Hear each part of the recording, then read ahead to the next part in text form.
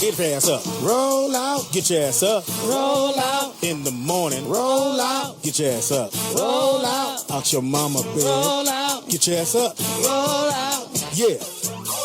Where we at, Speedy? On the west side. Yeah. I think. Yeah, we are. California love. Hey. I can double as Roger. Hey. Yeah, Mr. Rogers. California. 80 degrees. Not Knows included. how to party. All day. California. Say what? Knows how to party. Where? All over. In the city. Hey, in Lake Tahoe. They partying up there. In the city. I tell you where they really used to party. Pit City of Folsom. They partied up there. In the city. City of Compton. We keep it rocking. We keep it rocking. How you doing, But let me welcome everybody to the Wild Wild West. 1, 2, 3. Oh, hilarious. See, you don't have your spirit fingers, man. It's not right. Lord, this is right. Why you looking at me? It's a small room. I got It's the Rollout Show right here. Small. Brand new on a Wednesday. If you're supposed to be there right now, you are late. Stay in the car. Stay right where you are and just listen to us. It's the funniest 4 hours of your life. What you do with the other 20 is your business. Yeah. We got you. It's the Rollout Show. Speedy and Friends and I be Speedy. up in this. Bitch. I got somebody else that is somebody else. That's not me peeling. I ain't even looking at that. In the building, all the way from Washington, D.C. Always. Home of the go-go. Yes. Yeah, I see Mark in the hallway, and he was on his phone tweeting. I don't care what Hecka said. I don't give a fuck about them. I'm coming back. I said, oh. Mark baby don't give a fuck. Yes, I do. Mark baby don't give a fuck. That ain't true, y'all. Mark baby don't give a fuck. Yes, I do. Mark baby don't give Ladies a and gentlemen, they are wrong. Mark baby don't. Mark baby the power of Chuck don't. Mark Brown. baby Chuck don't give a Breezy. fuck. They got a memorial. I just really have a memorial for Chuck Brown in DC. I don't see why not. statue or something? Yeah, like A memorial, boy. No, I mean, not a statue of him, but just like Memorial. yeah, like you said, memorial and some sort of posting thing. Like A I memorial. didn't say a statue of him, but it says Chuck Statue will Brown. be later on. Where's it at, though? In D.C. DC is in an obscure section of DC where only niggas roam. Trust me. White folks are like, who's this Chuck Brown? Does he make sausage or something? You know that. Sausage or something. In the building, all the way from the state of Washington. Yeah. Washington State University. Yeah, go Googs. Right there on the 1 yard line. Show your love for Kanisha Buzz. Yeah, wake up, y'all. Wake up. Hey, wake up. And I see that my sister is already dressed. She said, I'm going to run and go get my stamps. Watch and make sure no one touches my check. Add it up to the mail. Sold it to the mail. They put it up in their pockets. Put it in the 99 and give me enough for 40. And with no fucking project readers, I'm on the tip to the clip. Ready to get enough for the make thugs. Gotta catch that buzz. I gotta get there. Player, holla, holla. They got my shot. I'll put it on weed on 93. Some dollars. Oh, get a bag of devil and cut it off. Oh, most of my niggas got the same. And we're gonna roll it all up the smoke. And that Rita Hydro. No undercuts, so fuck the popos. Running through the alley into the alley. Up at the second of sundown. Let's run from January, November, December. Remember the first of the month.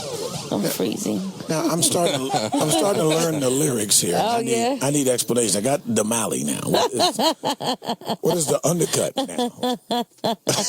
What does that mean? Why do you need the breakdown of our song, Mark? It's Just like- enjoy it. It's like Bugs Stone Harvey is a new group to me now. I know what they're saying. No undercut. In the building, representing Crenshaw High. Show your love for Mr. I TDP. represent international shit, boy. That's my shit right here, for real. They ain't gonna sue you for this one. God damn it. You sure? That's my shit right here. But this is morning. Good morning. Rollout Show. TDP, Mr. 123 Knox. Baby. Better on this day from Delaware, anywhere. I make it happen, Captain. I'm imagining things. See, this is one of them songs where you don't have that is just so influential on your day. Get you going. Get you going? Get your hips working. But you know what? Working. I don't know. what's come over me. My mama didn't raise me this way. But tonight I want to get dirty, girls. I love this song. Thank you, DJ Always, for just blessing me with it this morning. You want to get to the chorus? Wait a minute. Girl. Did you raise one My ass on fire. There's a full clip of me doing my video of this song. Cool Guy Pete has it. Yeah, go to our Instagram or what you call it, which is Speedy and Friends on everything. Speedy, the letter N, and Friends on everything. Yeah. Our website is speedyandfriends.net. .net. Make sure you remember that. Yes. .net. We can go get important. t-shirts. Get to see the t-shirts, see all the stuff that we have planned for this year. Yes. Different locations we're going to be at. Come hang out with us. Just go to there and you'll get everything you need. Yeah, you will. It's early in the morning. Oh, your girls Right are here. Oh, yeah, this is what I get going right here. This your song right here? Oh, yeah. Okay, Speedy. I get up on out of the bed on this one. It's my ringtone when I get up in the morning when I don't really feel like being here. Okay. I play this and go, oh, fuck it then. Let's go. All right. Just wake you up on that bird. Whoa. The bird is gone. What? I wonder how that happened. Feathers everywhere. I bought a cat. The bird is gone. But have you ever seen a cat snatch a bird? No. You ever? Oh, it's vicious. Man. Oh, man. No. It's like a lion. There's a feline way they fucking pounce on you. No, I never seen it. Man, early in the morning, like, the cat was on the garage, right? So he was just chilling. You know how they wag their tail, just, to bait the birds in. Like, Right. I ain't really doing nothing. So he distracted Don't the fear birds me. with that. So the pigeons was on the ground doing their little more thing, trying to get the little seeds or whatever. This motherfucker jump like, oh, yo, what the? Motherfucker just spread out all like this, so they don't know which way to fly. He just said, grab. I was like, I didn't even have cable and saw that. I saw some real natural. I seen 2 crows chase down a pigeon. Oh, you seen that? Yeah. I wanted to help the pigeon out because it was bad. The crows was putting work in on it. No, the ravens. That's you call what- them crows? yeah. Ravens. Yeah. Like when they get them, they flip them over and they put their talons on the wings and they just eat the chest. Yeah. I've seen them do that. They like breast meat. I didn't know that was they getting at. Oh yeah. I didn't know that. Ravens is the coldest bird. I did not man. know that. I just thought they was up there chilling. Motherfuckers both flew off the garage and swooped down on this pigeon. The pigeon's like, and his boys bounced. But of course. They didn't stop the hell. They didn't go back. Them niggas said, save yourself. Why, Larry? Ain't no use in all of us getting Somebody got to throw the funeral. They got Somebody. you. They ain't get me.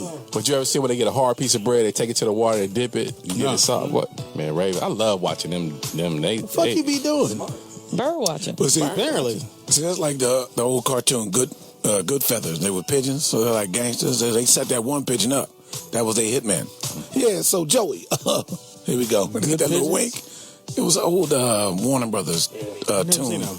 Toontown. So Well, I know that I used to go pigeon punching back in the day. pigeon punching. I never Okay, heard of that. so Canary if in the you microwave. listen, if you watch, Allegedly. if you see when the birds take off, especially pigeons, they take off at an angle. They don't go straight up. So what you do is you have somebody stand behind the bird and scare it, and you stand in front of it. And as it's taking off, you jump up and you uppercut them in the stomach, Uppercut him in the stomach. and they. I don't believe. They make that noise? I don't believe. and you wonder why your knee fucked up. You can do it. I'll show you how to pigeon punch. I did it all through middle school and high school. Pigeon and punch. I got cussed out one time by this lady downtown. She was furious. Wow. I had punched at least 22 pigeons that day before she lost her mind over by the Benaroya Hall. Wow. Punching pigeon. Yeah, because they fly at the angle, and right, you got to get them right when they fly. You jump and like Mario Brothers, they jump Right. up and hit the coins and shit. On the glass jaw, like the Mike Tyson knockout. Picture somebody with an Australian or English accent describing, and watch the pigeons, they fly at an angle. You know that's cruelty to animals. No, it's not. A pigeon is not an animal. It's a flying rat. Yeah. It's like Bob Euchre. It's a rat with wings. They're fine. I mean, it's not like fuck giving them pigeons, Alka-Seltzer when they blow up. Right. They could take a little punch to the stomach. Wow, really? Yeah, because when you Stop come acting like old bitch, pigeon.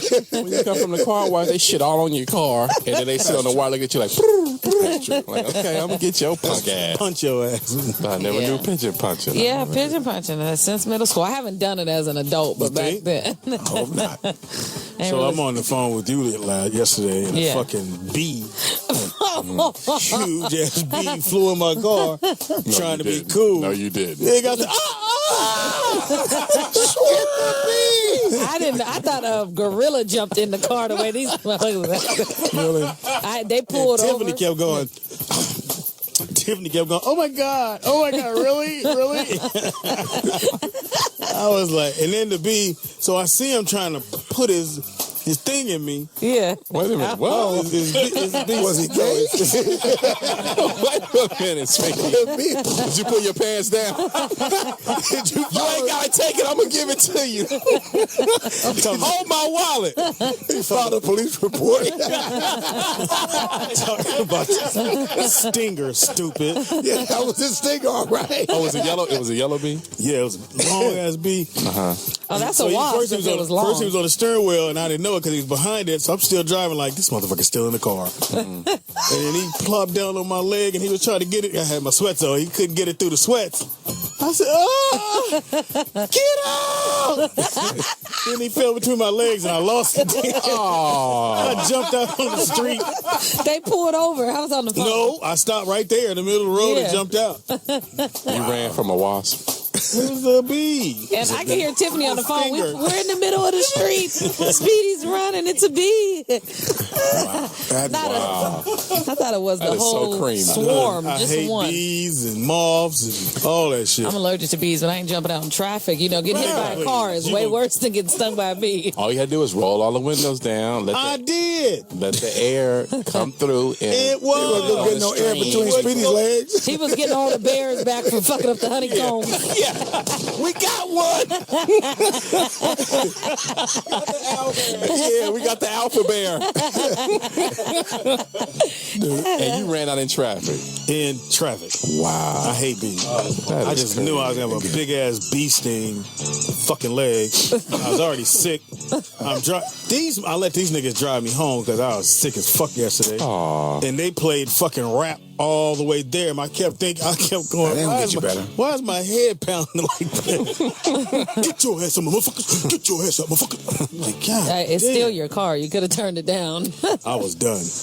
And I let Always Drive, which is Always my seat all the way back, so always real close on the steering wheel. Yeah. I'm hoping the airbag don't bust and shoot his little ass in the back. Always can drive, though. I ain't say he couldn't drive, but Don't move. the driver's seat don't move. Because what happened was my seat would just move and stay locked in. Yeah. All the way up. Like I take it to go somewhere and they have to park it. Them little dudes always pull your seat up yeah, and then stay. little jockeys. So I unplugged that motherfucker. Nobody, they be like, sir? Yeah, motherfucker, you stuck now, with your little foot.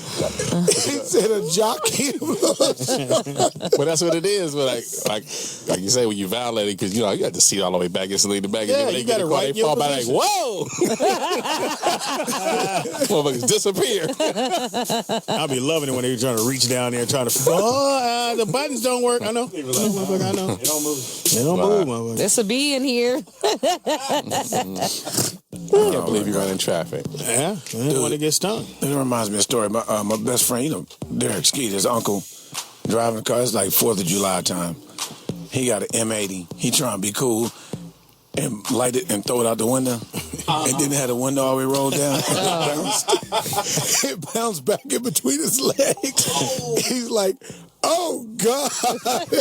Trying to reach for it. He took both hands off the steering wheel. We hitting the damn medium and shit. The little islands in the street. Right. He just got it out in time. It just got out the window. Hiya! Damn, he was M80. How long ago was that? man. Certain motherfuckers had an M80. They say got an M80? My uncle. Or cherry bomb, Or the ash can.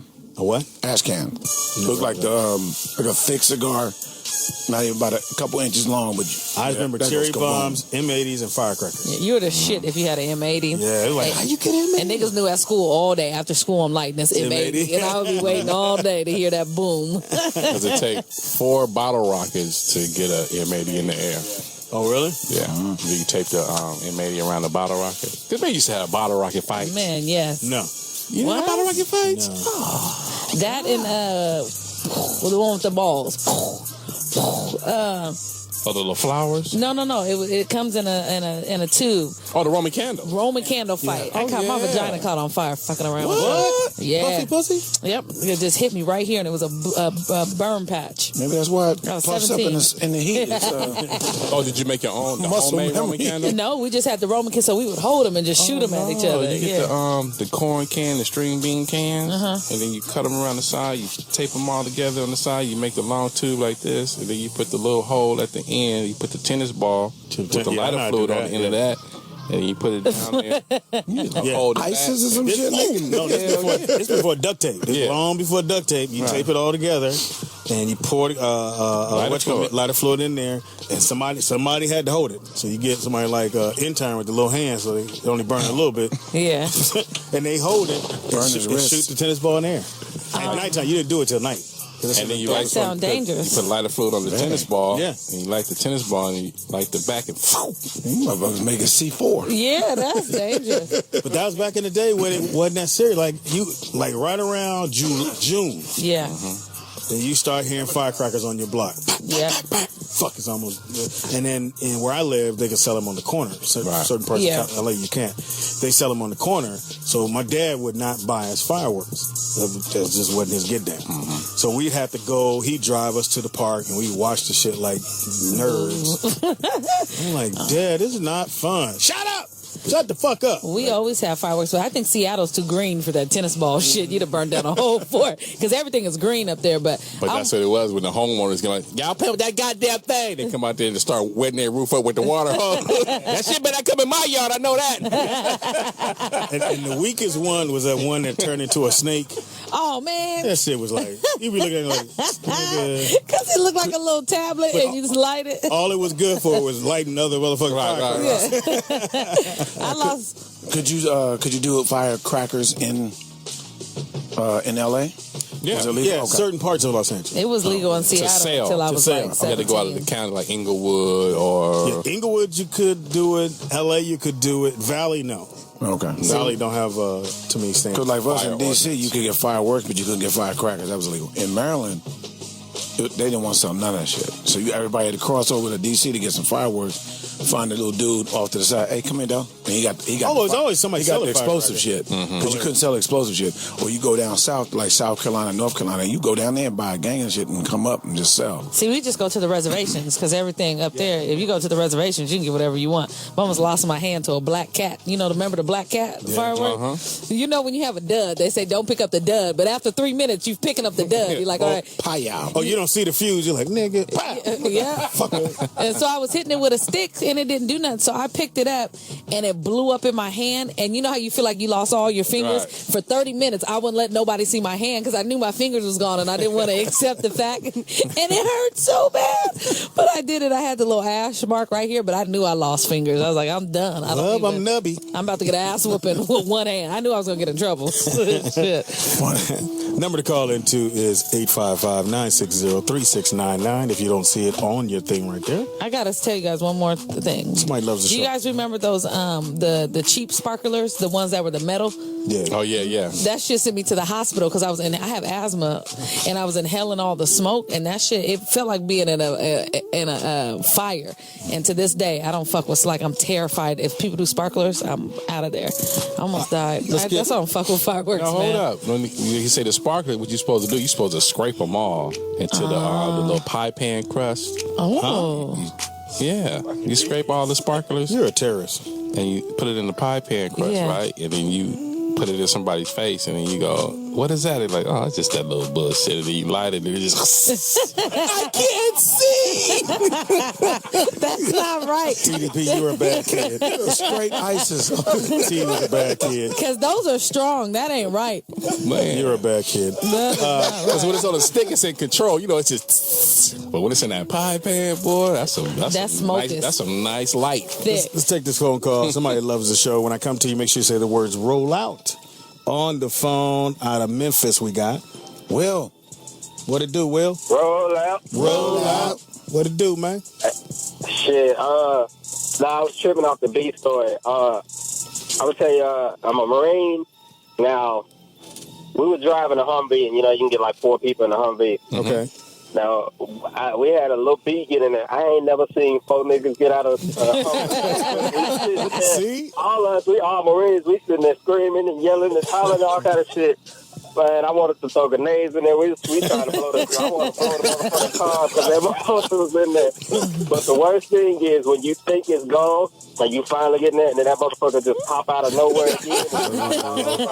Look, the worst. Look, Will, that's exactly what happened. I thought I got him out the window, but he was behind my steering whil, and I went, don't settle. And the motherfucker said, hey, and fell on my leg. The motherfucker just pop up out of nowhere and get you again. Right?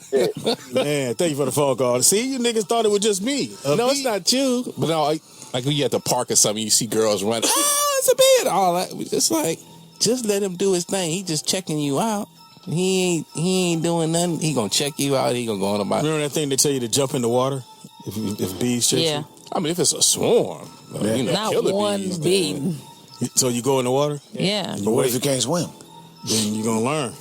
Yeah. You better hope it's a dolphin in there. Why you gotta hope it's a dolphin in the pool? Because they'll swim you. Dolphins will save you. Yeah. Ain't no dolphins in the lake. Ain't no dolphins at the recreation pool. There might be a dolphin floaty in that bitch. Where's Flipper when you need him? Please help me. Why you not saying nothing? We had in our it's the way my bedroom was set up. You know how you can have those rooms that have the slants that go down? Mm-hmm. My bed was under the slant, and I kept hearing shit that sounded crazy. The city had to come out because if you have a big beehive in your walls, the city has to come and remove it. I had 100 million bees inside of the Did you count them? 1, 2. Wait a minute, I messed up. 4. No, I counted him twice. 5. 10 million, 2040. So how you get to 100 million? Because So they you got a had- colony. Yes. Yeah. Oh, yeah. And you can hear them at night, and they just zzz, and I think the queen had to be right there because she was so surrounded. Yeah. And the city had to come out and remove them. Like I bet it was. So it was honey everywhere. Yeah. And my mom would say we're allergic to bees, so you know that's bad. Where's the bee stings, not bee? Well, yeah, the stings, smart ass. It's kind of hard to be allergic to a bee. Yeah, Oh, a bee! Oh shit, I'm blowing up. Give me some Benadryl. All right, let's get to this one right quick. Out of Texas, we got Junior. What it do, Junior? Roll out. Roll out. What's up, dog? Oh, man. Just working. I just want to tell you guys I love the show. Thank you. And I'm in Texas working right now, but I'm from San Diego, and we got Hornets out there. See? So back in the day, we used to, they had one right by our elementary school. We used to throw rocks at the hive and get them to chase us. Hilarious. And the slow sucker would get stung on us. Yeah. It's good training to work on your track skills. Yeah, usually the fat dudes. Always the fat dude get caught first. That's Well, fucked it was the up. obstacle course because it was in the canyon. Hilarious. hilarious. Thank you, Junior. Yeah, because them Japanese hornets ain't no joke. Huh? Japanese hornets? Are they Icelandic? I'm not fucking Are they with you. Icelandic? Do they eat sushi? No, them others like this. They serious. Are they that long? Japanese hornets?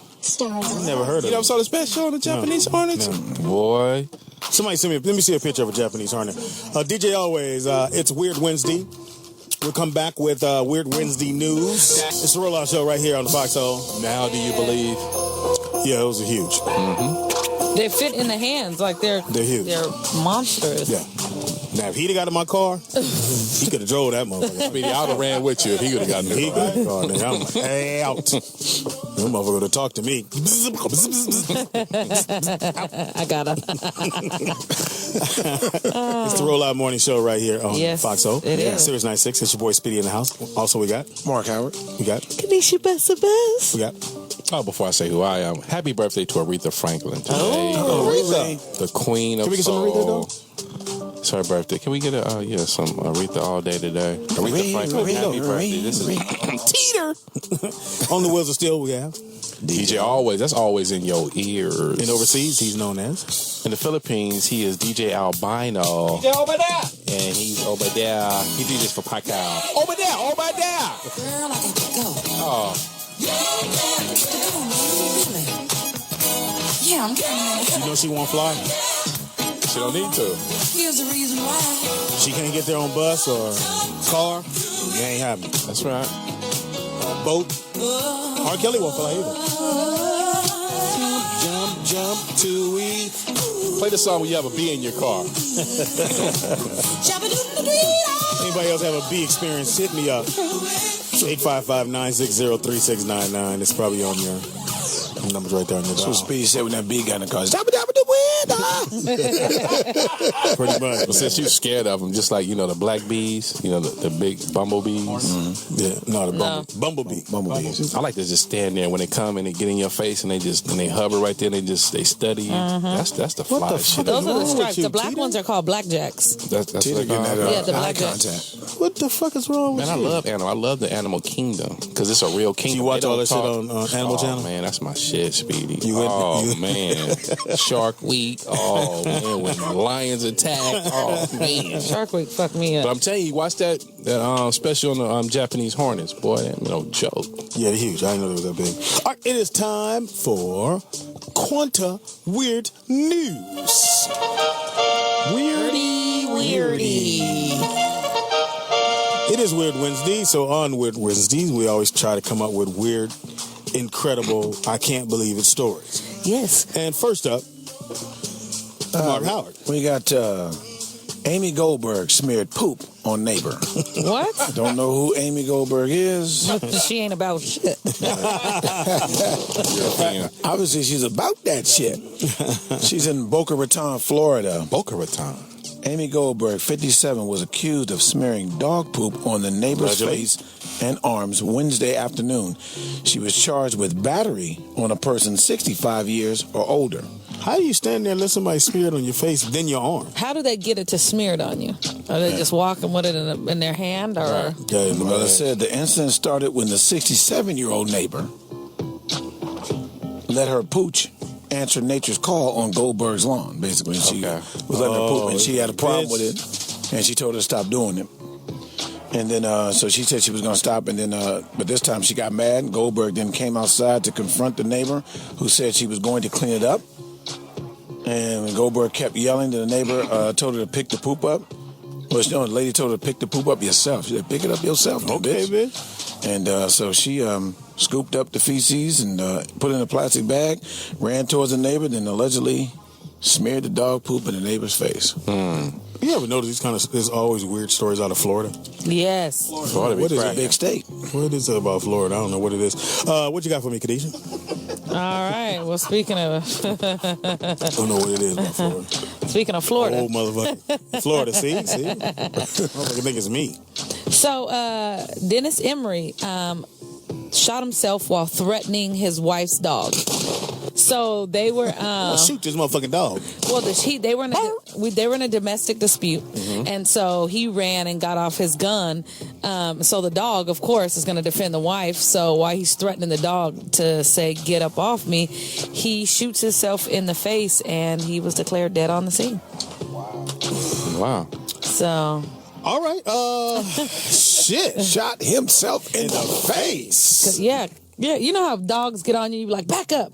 But With a gun? well, apparently he was upset. He I went and got the gun initially because of the domestic dispute. He was mad, and then when he went and got the gun, the dog kind of ran up on him like, "What you doing with the gun?" And he tried to threaten him, and it just didn't go the way that he wanted it to go. And he was 57, so you would think he would know how to handle the gun a little bit better than that. He'll learn how to handle it next time. Yeah. When he come back as a bee. Japanese Hornet. Wow. I got one. Shoot yourself in the face. A guy in Minnesota breaks into his neighbor's home and steals back his Christmas gift from her. What? Yeah, he was mad because he felt that she wasn't appreciative of what he gave her. Okay. So she hadn't been using the knife. So he was like, fuck that. He broke in her house and stole back the knives.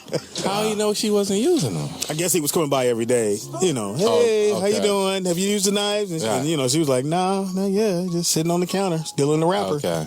So why didn't you just ask, like, hey, give me my knives back? Like, why didn't you ask for them first? Because he just felt like she wasn't truly appreciative of what he gave her. And so he would come by every day and she hadn't used them. And he was like, fuck that. And he break into her house while she's at work and stole the knives back. So how does that charge go? Oh, that's breaking in there. You going to jail. I'm trying to figure out, he bitching at Lewis shit. She can't use the knife. So we do, I make some lemonade? Why you don't use the knife? He's bringing shit over for her to have to use the knife. Here's a wallet. Made a loaf of bread. Have nothing to cut it with. Yeah. Look at these big juicy steaks right there. Motherfucker in Minnesota, of all places. Do you know how much shit I haven't used? I wish people would break it. But do you ever get mad if you buy something for somebody and they like kind of like throw it to the side? You done bought them a jacket. You didn't wear that jacket? Nah. Like, motherfucker. I'm saving it. But that's the thing, is like, if you buy somebody something, why would you worry about when they use it or not use it? Yeah. You know what? He probably really didn't want to give it to her. Why you say that? You know how you buy something, you have to, you know, because everybody's buying gifts. Yeah. I really don't like I lost this knife at the house. That bitch don't really use it like I want. You know, you got to buy something because they bought you something, so you have to give them something.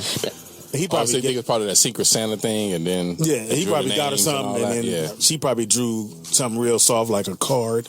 Oh, okay. That's like when you give homeless people food and then they don't want it and you want to snatch your leftovers back. Because I was going to the motherfucker told me. I said, you know, I gave him a whole thing of food. He said, nah, I can't eat that. I was like, huh? Yeah, that'd run right through me. I'll be shitting all over the place. Oh, okay. Can't be shitty and homeless. Ain't got no tissue. Where he gonna wipe himself up? Teeter, what you got for me, dog? No, it's like you said, the homeless thing. I'm at the fast food spot, so I'm getting, a little hamburger special. My man's like, man, I'm hungry. So I'm gonna get me a special. You want one? Oh, I don't eat here. I eat across the street.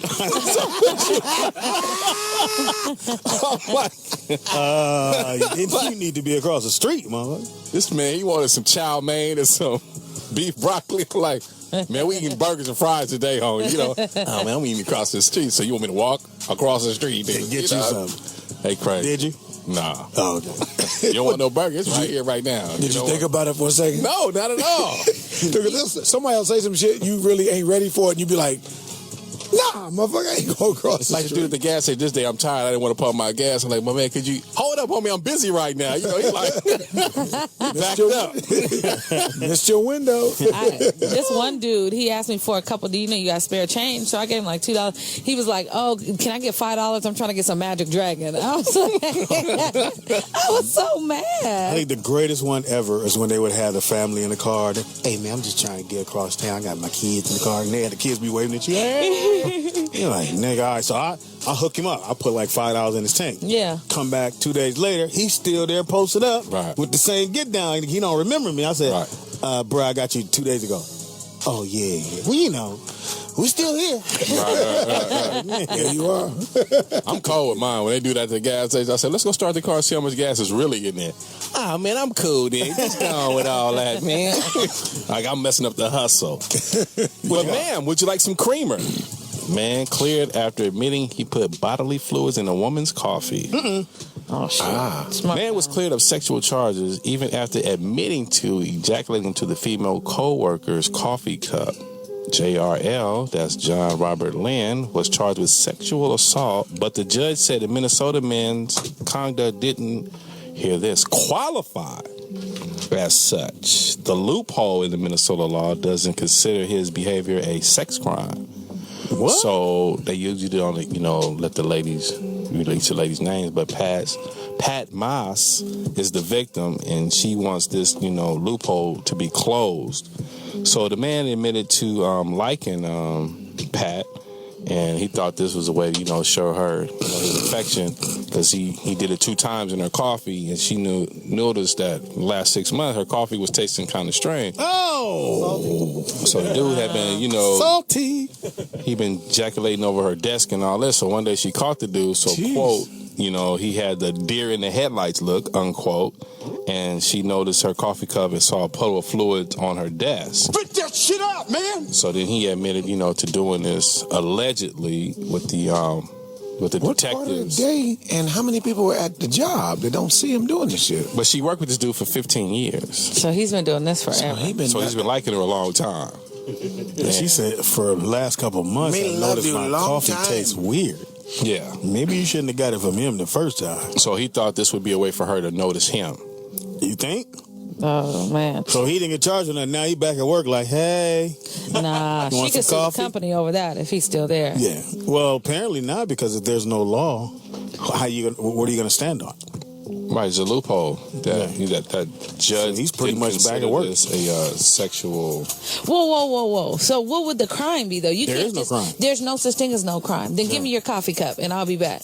Yeah, it's Minnesota law that doesn't consider his behavior a sex crime, but she wants him to be registered as a sex offender. But that's just like any other state it is, right? But California law, like if you jump out your car real quick and you gotta piss, you gotta be careful. The police run over, you have to register as a sex offender. Indecent exposure.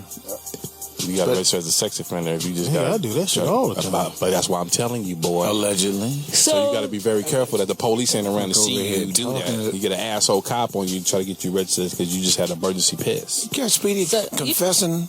You could piss outside and get charged, but that's crazy. But you can't do that. She can't sue him for nothing because there's no law.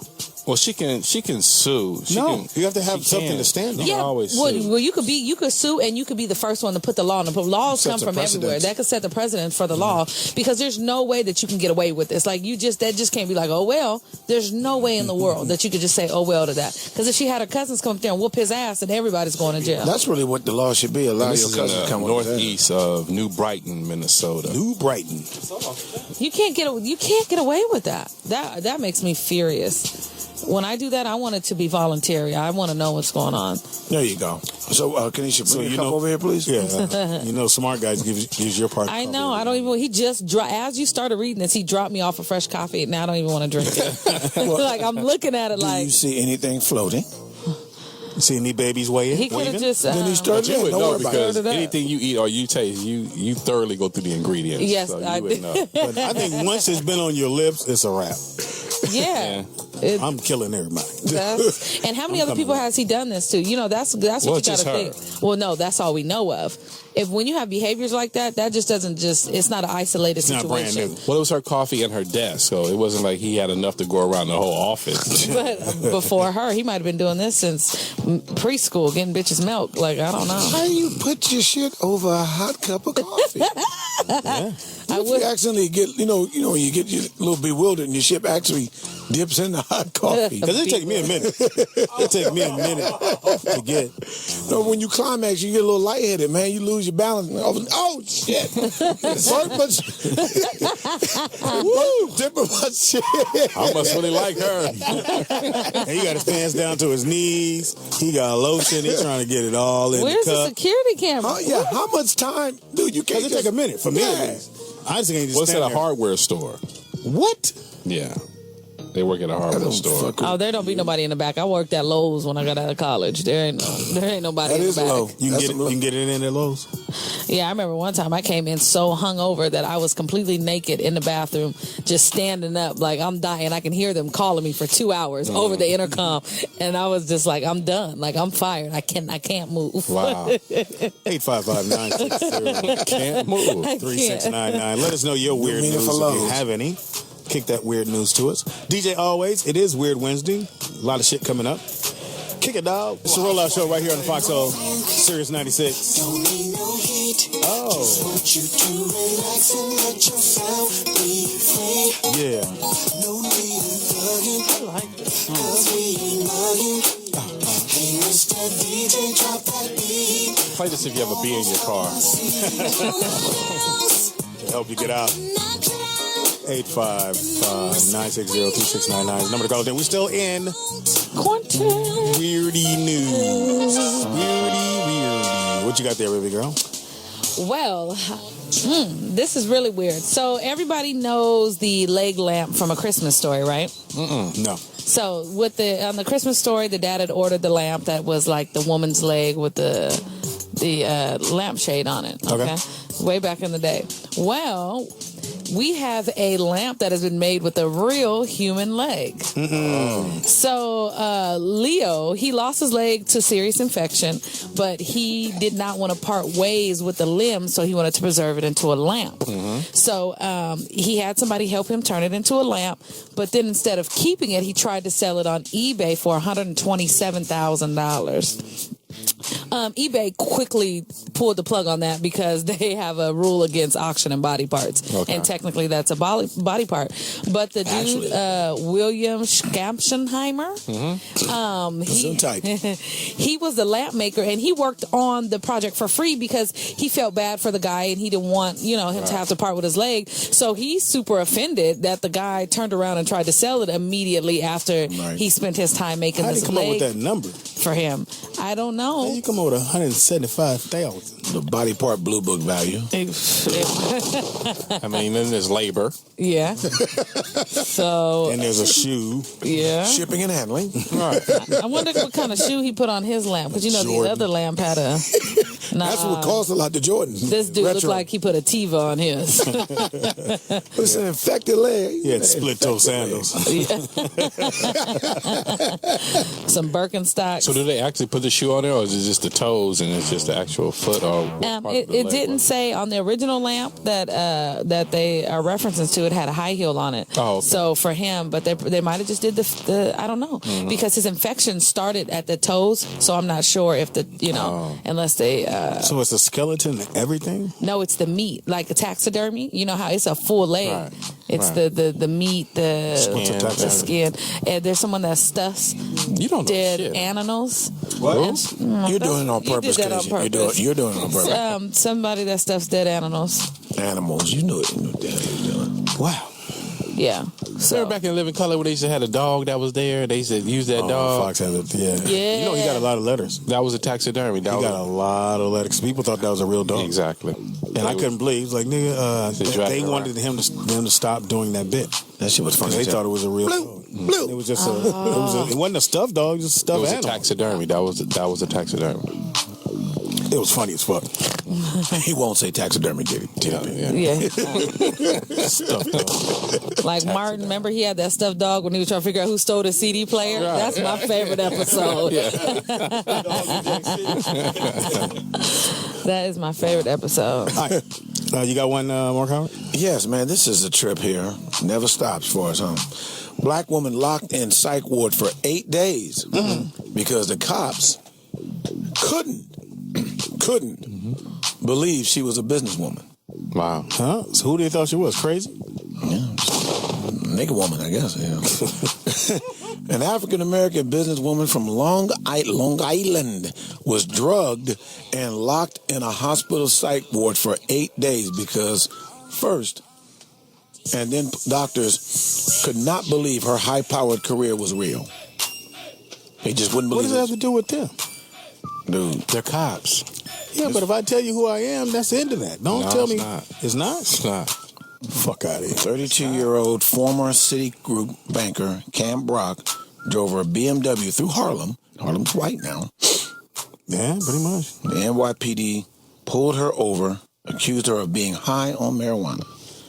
Yeah, you got to be high if you're driving a Beamer going through Harlem. No weed was ever found in the vehicle.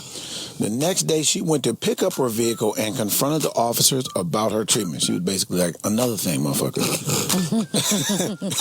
People in L.A. say, that's your first mistake.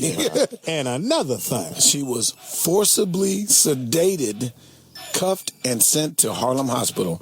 On arrival, she was locked up in the psych ward as an emotionally disturbed person. Oh, she got a lawsuit. And it's harder to get out of the psych ward than it is jail, so they knew what they was doing. The That's whole time punishment. you're like, no, I ain't crazy. Mm-hmm. And then they give you pills, and then that should make you crazy. So then they have assessed you to be crazy, and now you're stuck. And your family don't know where you're at. Ain't nobody's thinking to look at the damn psych ward. And you don't get one phone call when you go there because you're crazy, and they don't know who you're going to call. Dude, they was torturing her. That was the beginning. Cam's frightening 8-day, one flew over the cuckoo's nest ordeal, they said, at the mental facility included forced injections of powerful sedatives and demands she down doses of lithium. Oh, shit. You know how strong lithium They is? found all that stuff in. Yeah, she got good Oh, lawsuit. yes, you do. She got a great I wonder how many other people in there don't belong in there. Yeah. But that's what it is. And the police see you and you above average in your life, and it's like, whose car is this? And like, why are you asking? Like, I'm not like I'm supposed to be the dude by the liquor store that you just jump out on and you just put up against the wall. I'm not him. Yeah, that's not fair. That's sad. Well, the moral of the story is don't never come back and go. And another thing. You know who need to be in a crazy home? The coffee dude. That's who they need to be on. That's what me, man. That's some Robert shit that's Glenn. not right. That's what, It's you're not right crazy in the job. head when you do stuff like that. And with that in mind, DJ always break it off for him. Michael Jill Scott right here. Yeah. I love you, baby. Why you keep sending these subliminal messages, baby? Because I'm hoping she call in one day. You're married. That's Kanisha would say, shut your married ass up. 855-960-3699. I can still dream. Okay. I can dream. I'd leave my wife over Kerry Washington. You leave your wife over Rick Washington. Right now, Rick Fox. Wow. fuck is you talking about? Is it that bad, Mark? Leave her over another dude? Shit. Look here, baby. It's the Rollout Show right here on the Foxxhole. Speedy And wear the same size shoe. It's over, honey. I was thinking the same thing. I'll be Speedy up in this. Yes. In the building we got. Mark Howard representing. In the building we got. Kanisha Bus a Bus. In the building we got. Teeter. On the wheels of steel. DJ always in your ears. Known in other parts of the country as. Known in the Philippines as DJ Albino. He is the DJ for Paka over there. Paka over there. UDF over there. And it is that time. You know what time it is around this time. It's top of the hour, so hopefully you somewhere where you need to be. It is time for astrology and to be read, to get everything read. In the building right now, I got my man Zoe Williams. Hey, man. So- Thank you for having me back. Oh, he is. And on the phone, Hecka will be here in just a second. If you want to get read, main thing is to have your date of birth ready and what you want to know about. Don't have 4 or 5 things like, I need to know about James and need to know what my kid's going to do. No, we ain't doing all that shit. You got one. Okay. One. You fuck on. What my kid gonna do? So it's not like getting read like, women at the county be like, bitch, I'm going to read you. You think you all that because you get $2.99 on those? Yeah, it ain't that kind of reading. Okay. So if you want to know your horoscope and want to know all the good things, and trust me, be careful what you ask for. 'Cause we didn't have people get their whole hat bought to them on this one. Oh, man. I want to know what my wife is doing. Do you really want to know, nigga? I think that's the best. Yeah. That's the best. I think Ask. some of the guests are afraid to really ask those tough Because questions. sometimes you don't want to know. You want to live in the dark and go, well, it ain't that way. And when someone go, no, she fucking around, man. You like, And Hecka will tell you. yeah. Yeah. You don't even want to plant that seed. Sometimes people will be like, they don't even want that I don't wanna seed know. planted. Is because Hecka on yet? You should know. Not yet. I'm going to ask Hecka if Speedy is cheating. Wow. Let's just put it out. Look at Speedy. The next question from Speedy is, Speedy's face. how long is it going to take me to kill Zoe? Zoe won't be with us in this next segment. I'll be doing the reads. Speedy is a foodosexual. He's sleeping with Wendy's and Carl Jr. Little Debbie. Yeah. All the females in the food industry got a restraining order against Speedy. They gonna throw me under the bus. Niggas think we gonna ask. Speedy. You ain't never had that hurt chili.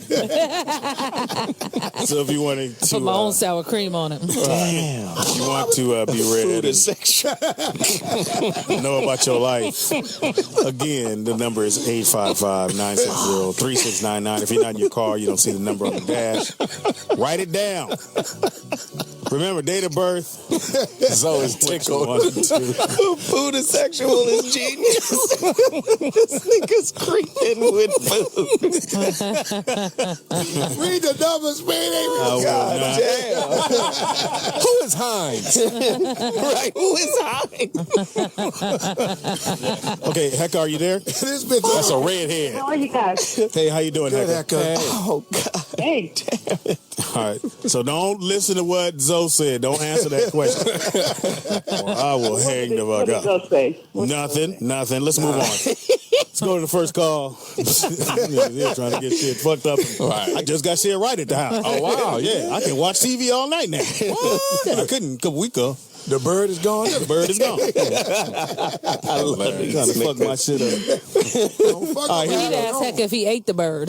Damn. What it tastes like, sweetie? I won't incriminate Feathery. myself, but there's no more birds outside my window. You put sea salt on it.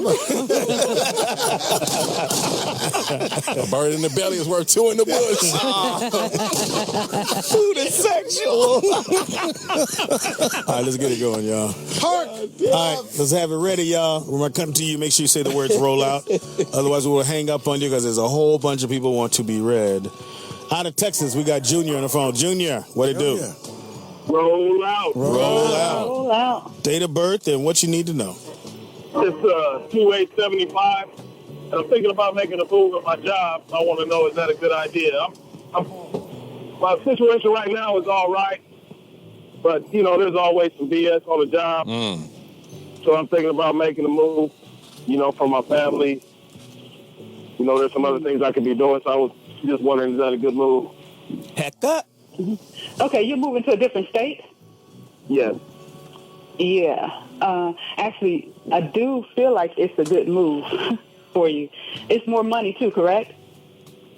Well, see, the thing is I'm thinking about going to West Virginia, and I'm not sure how many black folks is out there in West Virginia. So that's that's a real pondering I need to do out there. And the kind of job I do, it's not in the city. So, you can have me out there in the woods, and I want to play some reindeer games or something.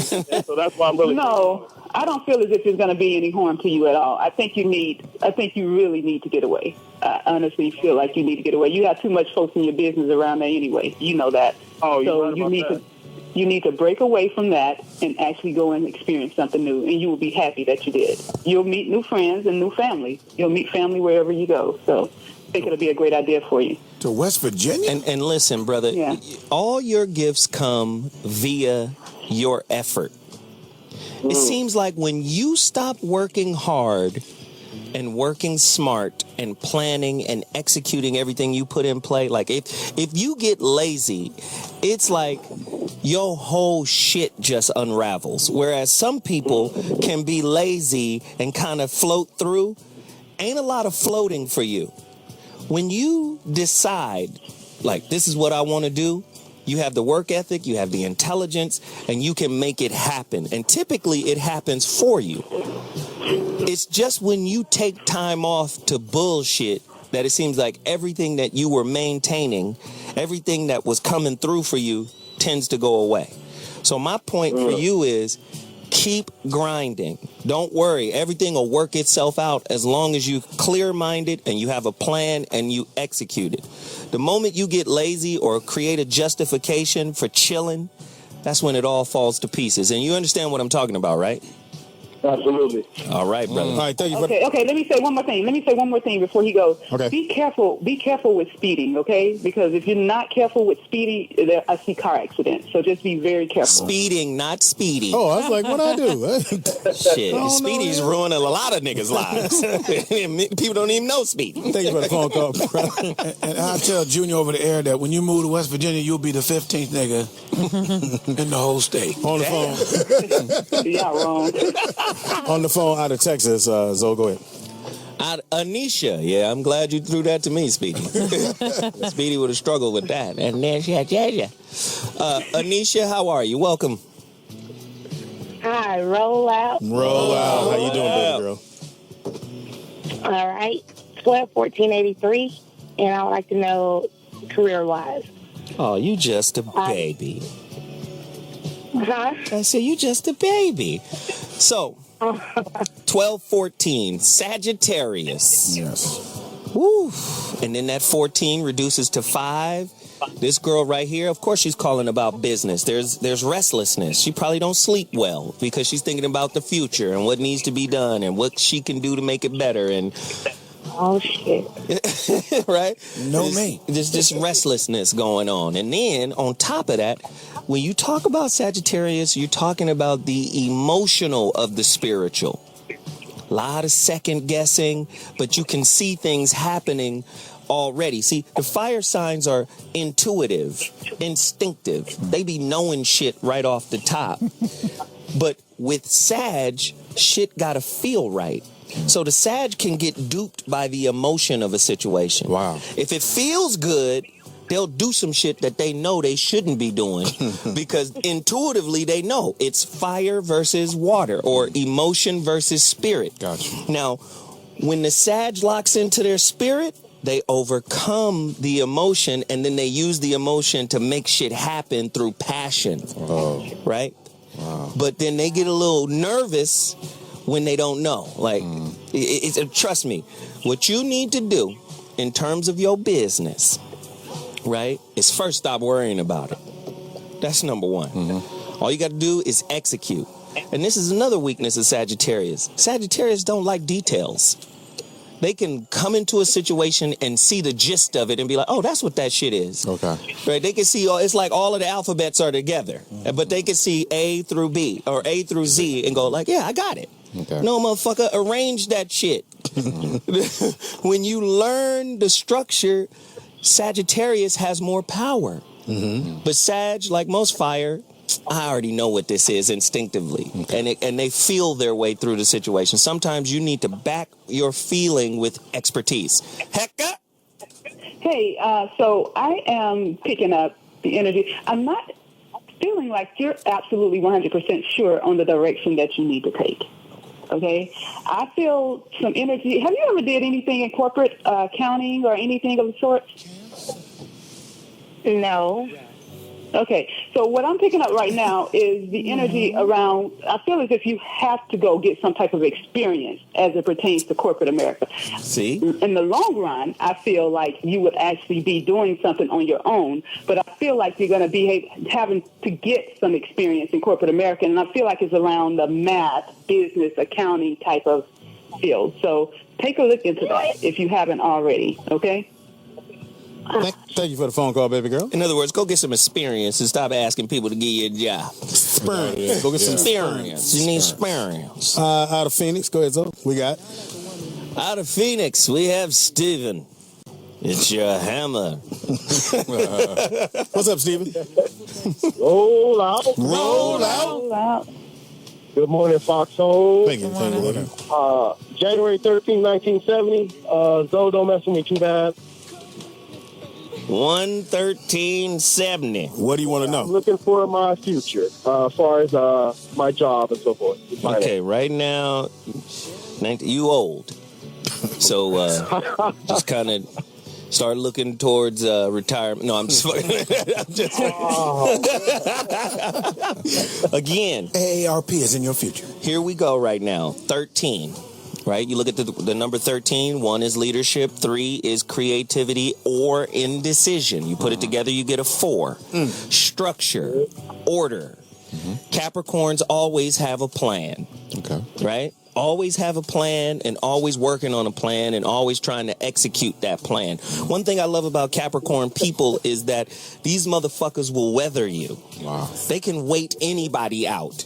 Right? You're not going to You're not going to outweight me. The situation is fucked up. I'll be here when it's over. You would have long quit by now. Right. So that's the Capricorn energy. They will hang into a situation because they can see the big picture because they're planners in that way. Okay. This brother born on the 13th, everything that he does is based on a plan that he's constructed for this particular end. I got to be successful. Right? But here's the problem. That 1 makes you a leader in your 13. A great leader defers to other people to help manifest the plan. Mm-hmm. Your ass got to start trusting the people around you. Mm-hmm. And you got to do a better job vetting those people out so they can help you reach your end goal. You understand what I'm saying? Yes, sir. Oh, non-trusting ass nigga. Now, Hecka. Hey, do you have children? You get screwed over so many times, you learn, you're more cautious. That's all. Just cautious. Scary. Yes. I asked him the question. You have children, correct? I have what? Children? Yes, I do. Okay, I feel as if there's, I know this is off the point of career, but I feel as if there's some situations with children that has some emotional situations with children that has to be cleared up. So I think that you really should focus on that in the very, very near future. As far as the career is concerned, I feel like there may be some overseas type of stuff. I don't know how to term this, freight, shipping. I don't know how to term it, but some type of business. You're here in the Americas, in the States, but I feel as if you would move into some type of entrepreneurship type of business where there's some overseas type of business included. So, and I'm telling you, work for this dude, work for Steven is not hard. Work is actually his savior. Right. Mm-hmm. His real fucking Achilles heel is relationships. Mm-hmm. We ain't even gonna get into that. Go and Speedy. Yeah. So I just basically called in. I actually called Hecka already off the show, and I was just basically doing this as a confirmation, and she basically just let everybody know she just backed up everything she just told me about 3 weeks ago. Oh, so you trying to see if we real? Right. Double dipper. Oh, trick me. He hang up on your ass now. Get your pussy ass off this Saint show. even. Right. Trying to see. My name is Charlie. Yeah. Let's see if she gonna say the same shit. Trying to trick me. Yeah. Then he go. Oh, she real. Yeah, nigga, we real. Right. This ain't no Ask how long you got to live next time. Scary. Hey, scared. Out of Kansas, we got. Out of Kansas, we've got Still Bill. What up, Bill? What it do, Bill? Good morning, everyone. Roll out. Roll out. Morning. I'm trying to find out about relationships. My birthday is 02/27. 0? 02? 02, February 27th, 1970. I got you. Another old cat. Listen, the 27th. Let's look at this number. 2 always represents relationships, so it's no mystery that you're calling in about relationships. This is where the majority of your lessons come from. The 7 is a spiritual number. 7 is the number where it's a battle between materialism and spiritualism, and that number always puts you in a position to make a choice. Should I choose some shit that's going to uplift me spiritually, or should I choose some shit that's going to make me secure materially? Right? But you put those 2 together, you get 9. This dude right here is a bottom liner. Bottom line, what is this? Define this shit for me. Right? I need to know. And one of his lessons is you can't accept every battle that presents itself to you.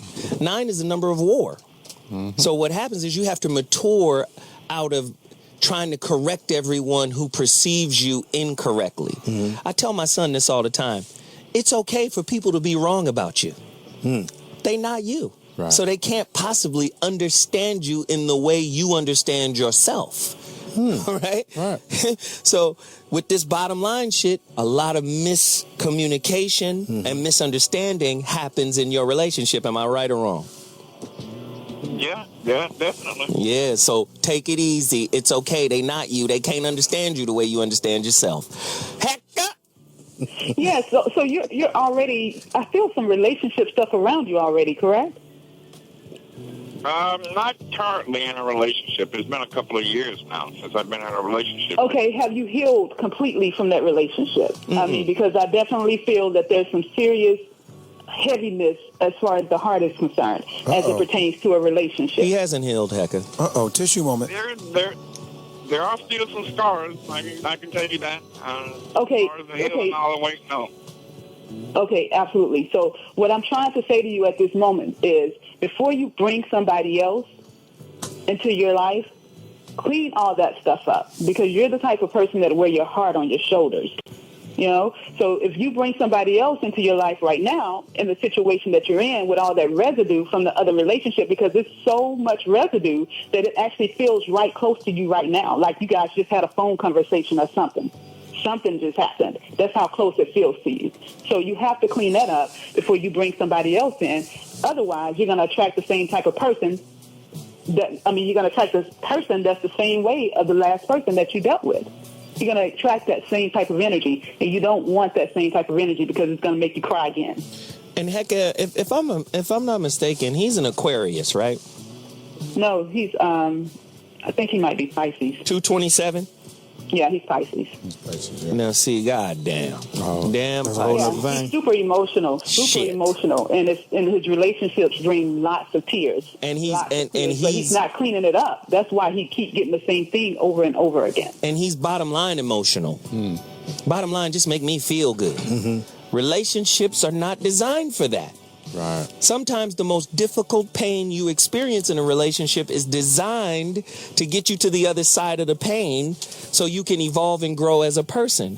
Pisces tends to, once you hurt me, you done broke the contract. Okay. I get to be this other motherfucking fish. This fish got teeth, the other one got lips. Right. Wow. Thank you for the phone call, brother. On the phone out of Oklahoma, we have. Don't kill yourself, Speedy. I'm just taking it all in. Choking on a pack of annihilators. Brian! Roll out. Roll out. Roll out. Yo, this is your boy Big Tank, 82284. 822. 84. Yeah, the last day of Virgo. Virgos. Right? I'm a Leo. 822. Listen, Kobe Bryant is born 823. 823 is the last day of Virgo, going into Leo. No, it's going into Leo. It's going into Virgo. Oh, that's right. Sorry. Coming out of Leo. Coming out of Leo. Going into Virgo. Goddamn Virgos, man. Speedy. Yeah, I know. I'm trying to. You don't know shit about Virgos, Speedy, even though you won. Let me just say this. 22 is a master number. Right? So first off, the 2 vibration, always relationships. But then when you put this shit together, 22 equals 4. Structure.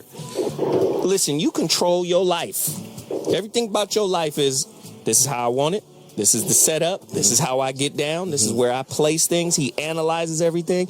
All that shit goes out the window when relationships are involved. You have, and he's Virgo, so he ain't satisfied, right? Never. So he done, what'd you say? I'm a Leo. You're a Leo.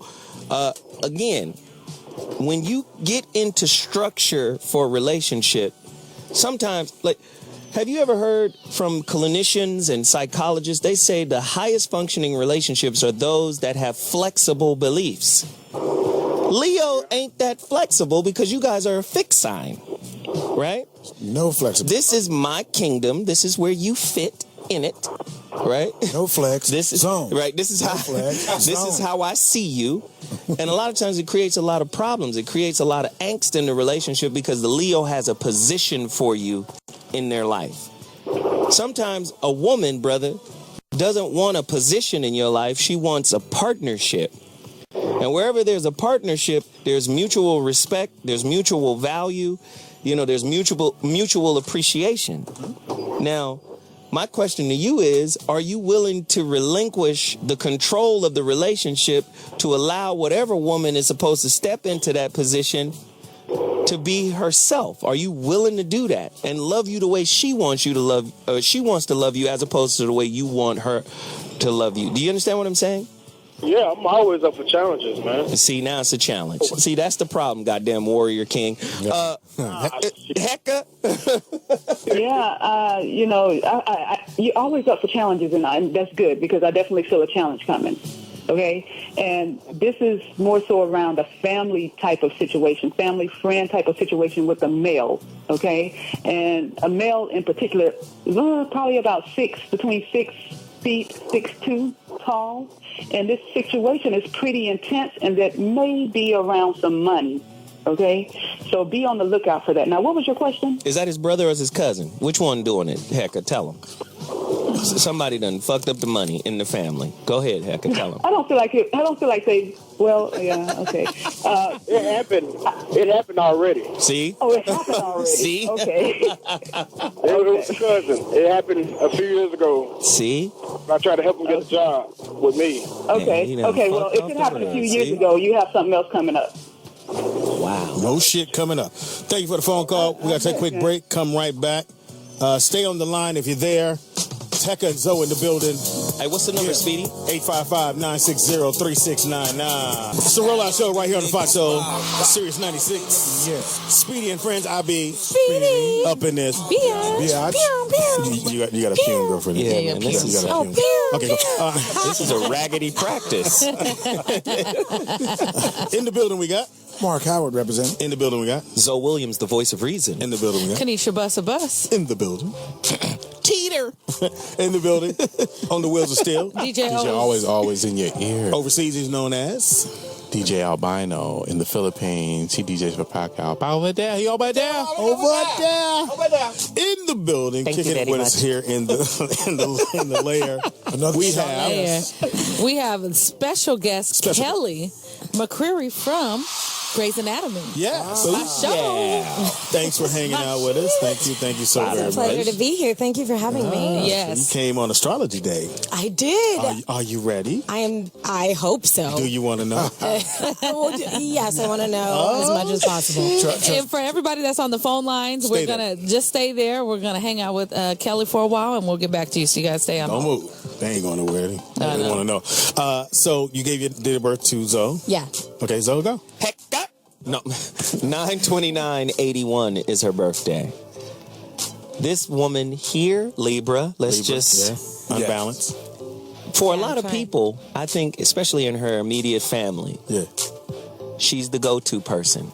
When they going through some bullshit, she's their voice of reason. Oh, okay. She's nodding approval. The balance. Thinking about that. Huh? I'm thinking about that. Yeah. And then in love, it's been tough, but this woman right here is a teacher of love. She's got, first off, you got to prove yourself to her. And then once you do that, the love that she has to share might scare niggas. It's overwhelming. Oh. Because it's coming from a space. She bought me a car. Because it's Jesus. No, because it's coming from a space of authenticity. Right. Like she loves for real, deep, and because she loves so real, so honestly, the word that's resonating is authenticity and honesty in her love. Because she loves that way, she's skeptical of a lot of, Benny Booyah types, who try to roll up and, spit game and she's smart.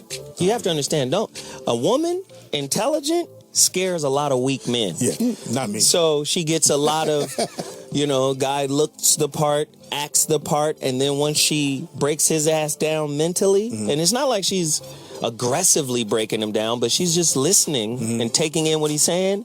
And the moment she ascertains that you on that bullshit, deuces. Hecka. Now, we don't have her? Yeah, she's there. No, they don't have her. What happened? What'd you do to Hecka? No, not turned her on. You there, Hecka? No, you didn't, Speedy. I guess the future's that bad. She okay. on the phone. So tell us how the show is going, and are you having fun? I am. I don't get to talk about. You do. Yes, go right ahead. Wait a minute. Please. That was. Scary. So much of it was. I hope I mean, it felt very complimentary, so I hope it's accurate. That's how I would describe Hysterical. myself. That's how I would speak of me. So, yes. I love hard. That's what I like. We could tell the truth about the other side. But What? No, like, where did you come up with all of that? I just sat down in here. But yeah, the show's going great. The show's going really, really well. It's a good job. Oh my goodness. Oh, yeah. Close our eyes. That's a good Because you came on the 11th season, so there's just so much is already said. Like, so I got hurt, and I had a torn ACL, so I stayed in the bed and watched all I thought you were 10. going to ask her something about your ACL. I watched all 10 episodes, like 10 seasons back to back to back. So I'm just now new on everything that's going on. Wow. Yes, so I have a lot of time in the bed. Can you get one of the doctors on the show to do my surgery? But watching the show, so much shit happens on there. I'm like, you know what? I'm not that bad off. Like Grey's Anatomy makes me feel like, you know what? I'm gonna make it because you do a lot of crying watching that show. Like I cry every time we read an episode and every time I see it air. Like it gets me every single time. There's not an episode that I don't cry, but I know you just recently got punched. What the hell? What? They punched her? Can you tell us about that? And you were excited about the punch. Can you tell us about this? I got punched in the face. Maggie gets knocked the F out. You can say the UCK too. And yeah, it was a really shocking moment to read in the script, and apparently the audiences kind of tripped out too when they saw it. A patient comes in who is kind of wilding out on the stretcher, and she's trying to calm him down, and he just knocks her to the ground. And How many times you had to do the scene? At least a dozen. At least a dozen. And, I couldn't help but actually, pretend like I was really feeling the impact. So at the end of that day, even though I had a stunt double doing the actual falling and everything, my neck still hurt. I was sore. What? From the fake punch. You know I have a fake injury. It hurts. Now that's method acting for your ass. Right? Exactly. She called out the next day. My fake neck is hurting. We'll sue y'all. My fake Imagine neck how the is really stunt double hurting. felt. Yeah, exactly. But tell them why you're excited for this punch, because who was the person that so you guys remember this show? I think it was on in the late 80s, early 90s called The Wonder Years. Yeah. Yes. So I remember watching that. I was little, but we would gather around the TV as a family and watch that show and just crack up and cringe with Kevin. And the dad on that show was one of my favorite characters, played by Dan Loria, who is such a phenomenal actor, and he was the guy. He was the actor. He punched Yeah, he was our guest So star on Wonder that Years episode. punched Wonder Years punched me. No, I was going to say Fred Savage. You got punched by Fred Savage? That might have also been an honor. But no, Dan Loria, and he was so great on the episode. He was great to work with. He's got he knows everything about Hollywood history. He's a total actor, fan of all actors, and he just had the best stories. So having him on set was such a treat. So I was like, yeah, let's do that punch one more time. Yeah, he's making you feel comfortable. Yeah. Punch the shit out of you, but guess what happened in Hollywood? So you're from Milwaukee, right? Yeah, I grew up in Milwaukee. So how was growing up in Milwaukee? How was that experience for you? Well, cold, very cold. It was great. My parents, Milwaukee has and had at the time a really great cultural scene, museums and the symphony and art, and I went to public schools that gave me exposure to that kind of stuff. So I had a really fun upbringing, doing all kinds of I was your typical what's the Overachiever? Overachiever. That's what I'm looking for. That punch wasn't no joke. It's all fucked shucked up for memory. Shamnesia.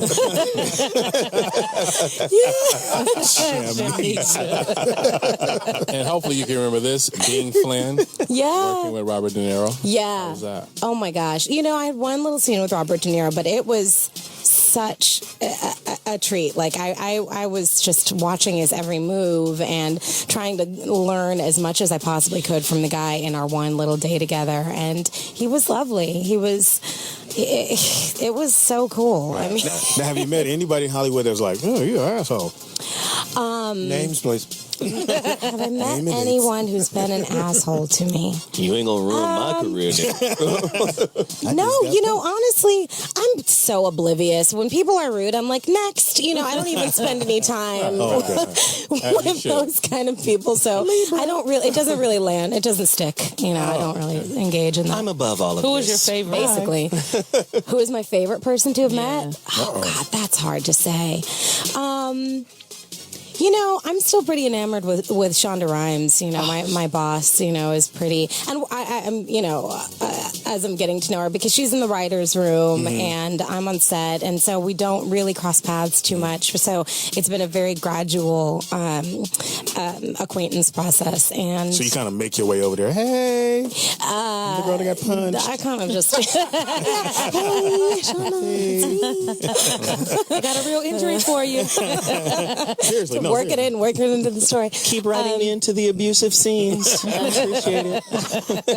Yeah, maybe I should stop telling people that I enjoyed that. It's too late. With Shonda, though, joining this cast, because she writes so different, like just having so many people of color in the positions they do on Grey's Anatomy, the working parents, the gay and lesbian community. There's so many people included in this this project. How did you feel joining that type of cast? Listen, she's doing so much with representation on all of her shows, all of the shows under her Shondaland banner. And that is what I'm about as an artist. I mean, I think that the entertainment industry is one of America's biggest exports to the world, and we tell the world what to think about the people that we represent on TV and in film and in music, and for Shonda to be a voice for so many different types of people, just normalizing, making every kind of lifestyle and relationship and career path, a choice that anybody can make, and it's just normal, is so empowering, and it feels really, really good to be part of this world. It feels. I always try to ask myself, is what I'm doing going to hurt or harm anything? You know what I mean? I want to be part of something. I never want to be doing any harm, and it feels like there's so much good that comes out of what we put out in Shondaland that it's really, fulfilling. I think you're saying something really powerful here that people need to understand. Hollywood is very stereotypical. Yeah. So it makes sense for Kevin Hart, who I love the kid, right? It makes sense for him to do Get Hard. But the stereotype behind Get Hard is black people know how to survive in jail. Right. Pretty much. So have a black guy teach you how to survive in jail. So when Shonda Rhimes really fills that void of positive stereotypes in terms of blacks, right, as doctors, right, and, as radiologists, as surgeons, it really fills the void that the Cosby Show and A Different World left, where you saw black people in an affluent space, and not like blackish, but more like regular, just, hey, this is what we do. This is what we do. Right. Yeah. And I think that's we're important. everywhere doing everything. Right. All the same things. We in jail too, but we do everything else. We in jail too. We in jail too. But I think that's a powerful narrative, because you said, the world is watching. Exactly. Right? So when the world can only see cops and those cops chasing black people, or when the world can only see The Wire or that kind of lifestyle, it's refreshing. Absolutely like The Wire. But it's a great show. No question. But we're talking about the stereotypical image that's put out there, or Empire, right? Sometimes we need another show that shows another side of black life.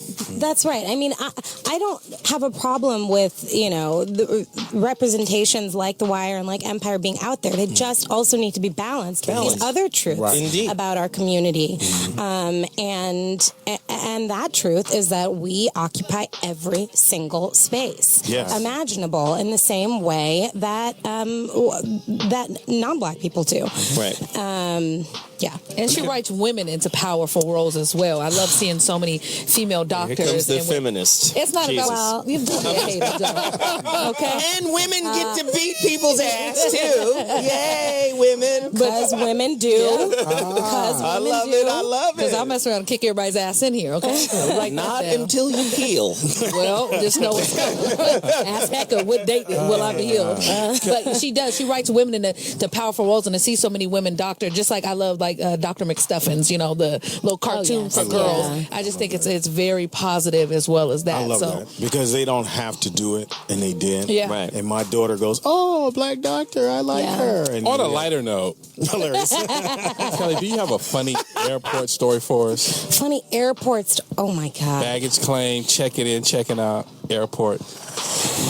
Well, the first thing that comes to mind was I was studying abroad. I was studying abroad in London a long time ago. I was studying abroad. I went to Cambridge. I'm better than you, black people. Hey, High end.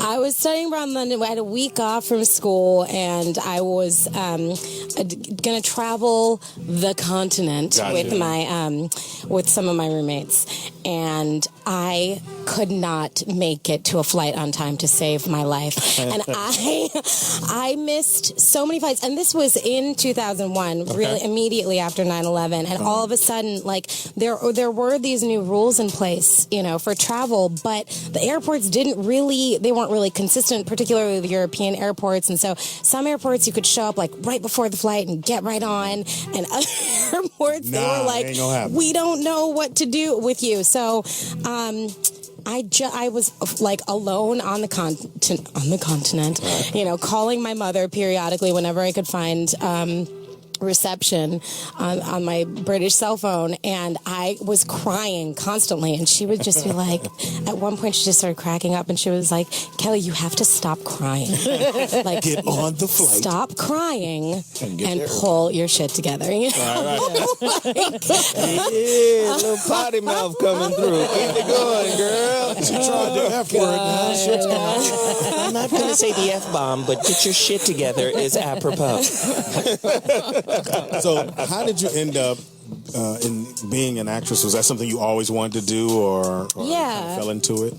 I remember really liking to sing and perform from a very young age, and I sort of made up my mind that I was going to do it as a career probably by the time I got to high school. Okay.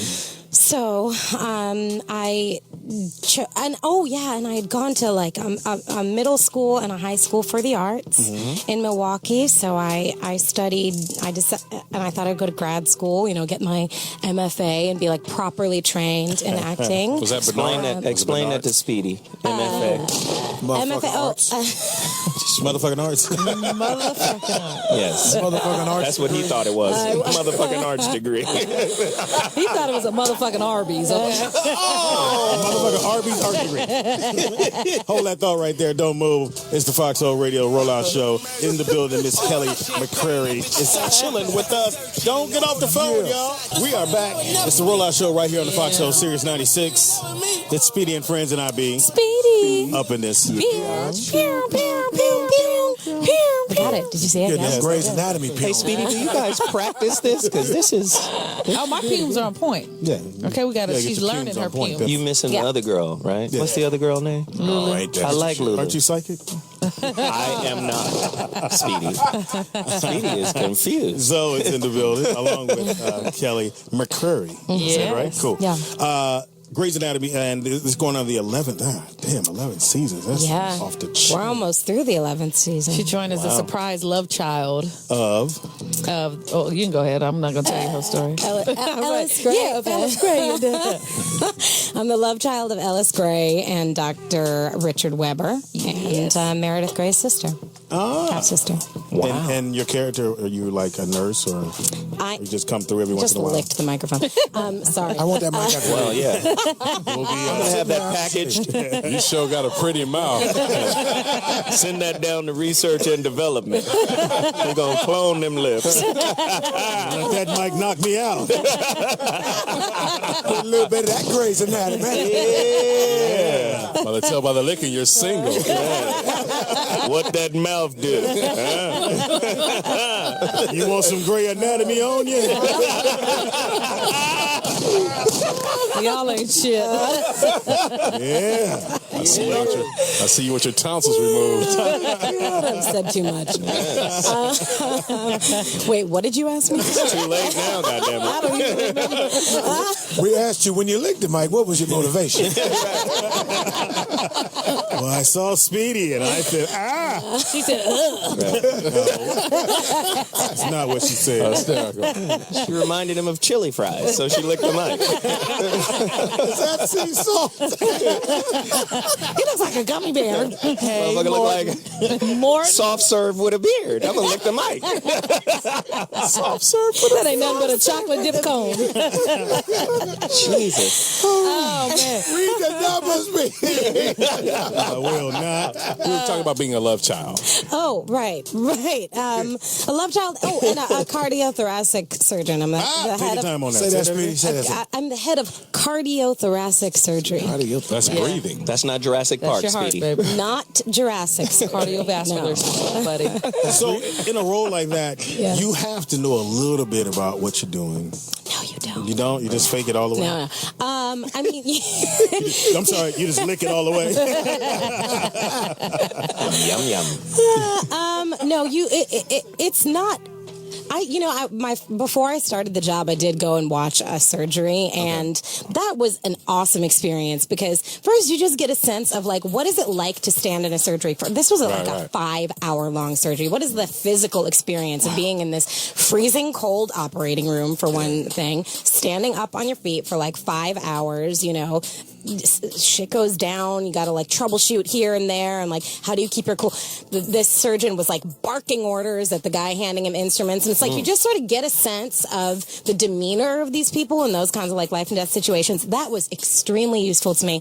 Plus, there was a female surgeon in there who was like, look, as long as you don't take no shit from nobody, as long as this character is not like cute or adorable or a pushover in any way, I will believe you because you cannot be a woman in surgery and be acting like that, So that was the first research that I was able to do. And then along the way, that's just sort of like getting a sense of the demeanor of the character. And then along the way, you have these surgeries and you have vocabulary to learn. And you can YouTube videos if you really want to watch a surgery and see what you're actually getting into. So they do have a God kind of complex in a sense.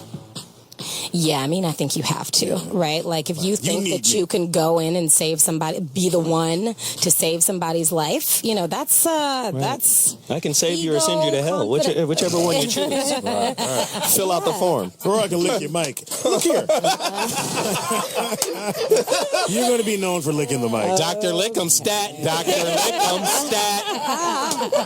Paging Dr. Lickum.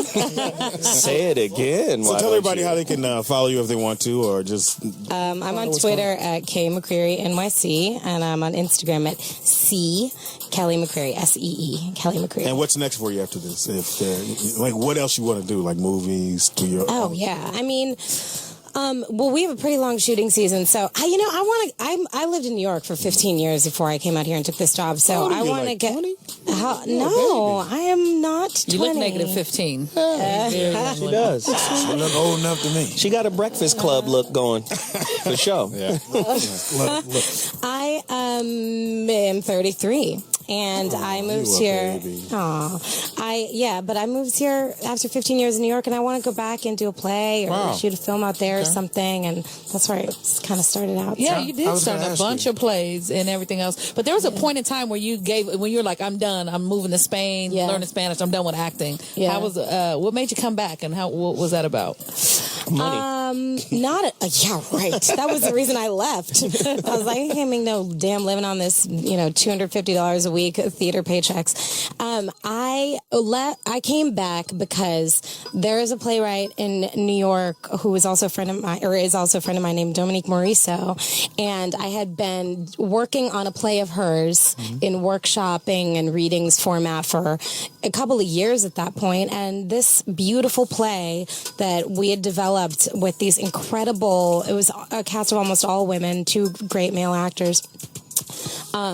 We had developed like a family, and the play was just an absolute work of art. And I was like, we're going to finally have a chance to do this in front of an audience. Let me get my butt on a plane and go back and do this. So, so that's what I did. Before we let you go, give me a little bit of a play. Give me just a little dialogue. Just maybe a scene. Yeah, give me a scene. Yeah, some Shakespeare. Give me some. Oh, ready? Gosh. Let me see. The play is called The Liquor in Me. Yeah. And here we go. Liquor in me. Wait, I'm just improvising a play here. Yeah, about licking mics. Sometimes I just lick things, They call it an oral fixation. Oh, God, I have no idea where I'm going with this, you guys. Keep going. Please stop me. What in the hell? I know. She went to Cambridge. I didn't go to Cambridge. Don't have that. Same thing. You wasn't here. English over there. You broke character. You got to go again. Oh, God. Okay, here we go. Give me something to lick. Wow. And scene. That's all we needed. That's it. Thank you. We'll be right back. Bust on the floor. It's raining hundreds. Throw some more. Okay. Throw some more. Yeah. Throw some more. Word. Throw some more. Yeah.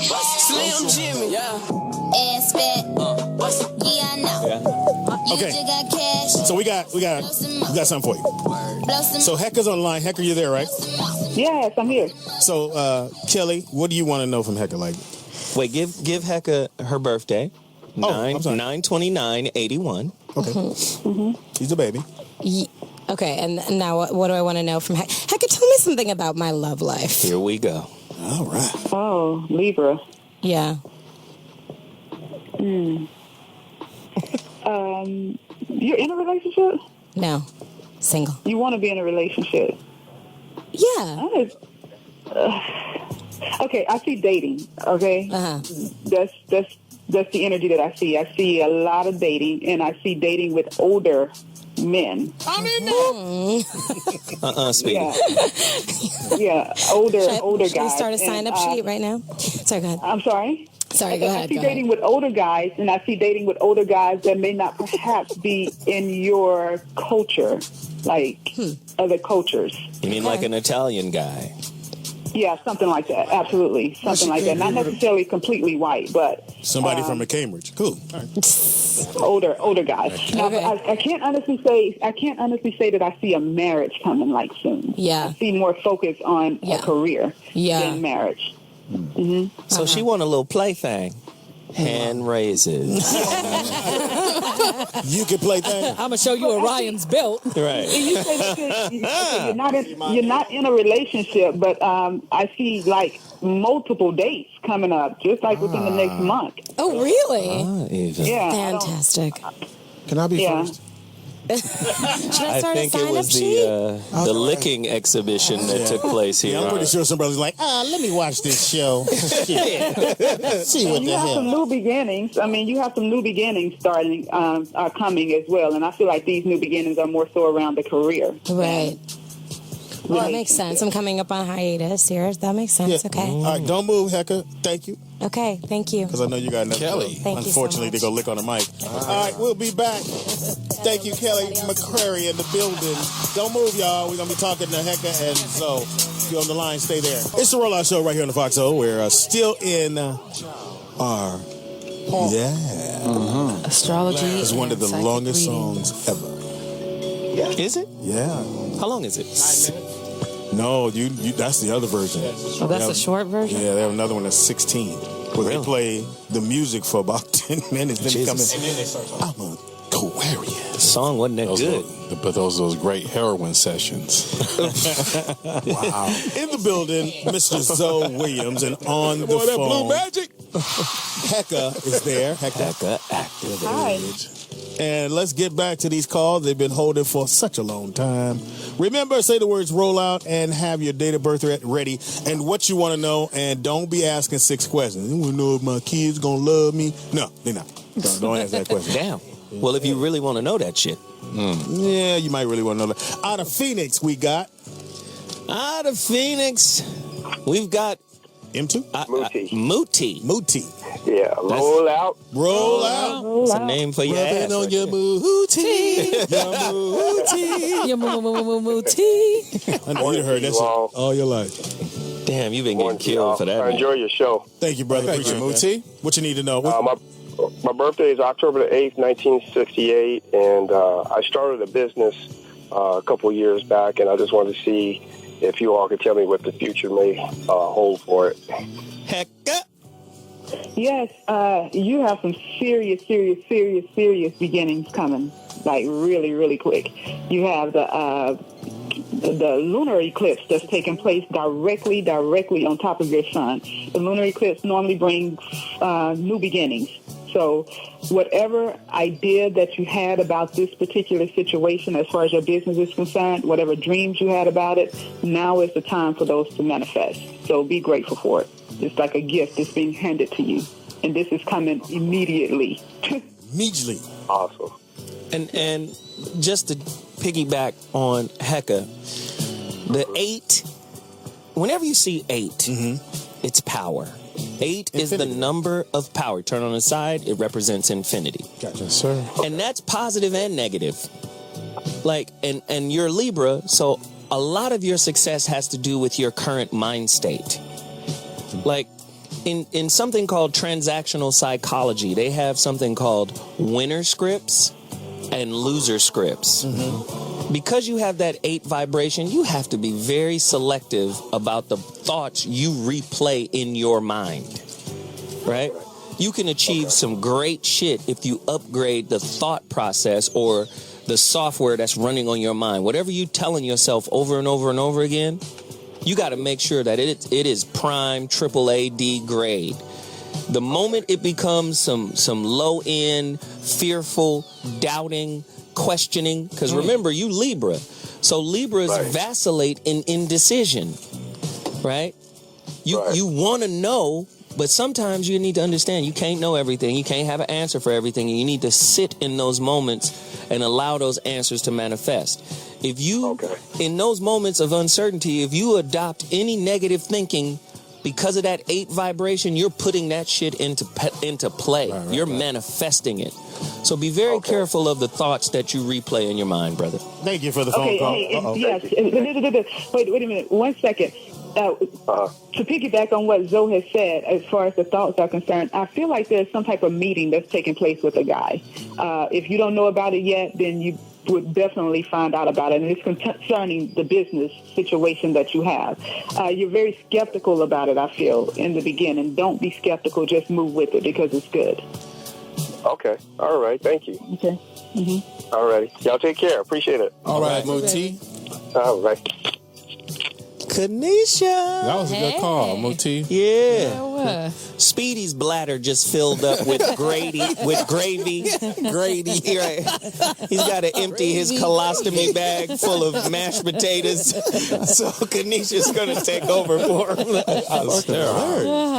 All right, you guys. Next, Corey, what's up?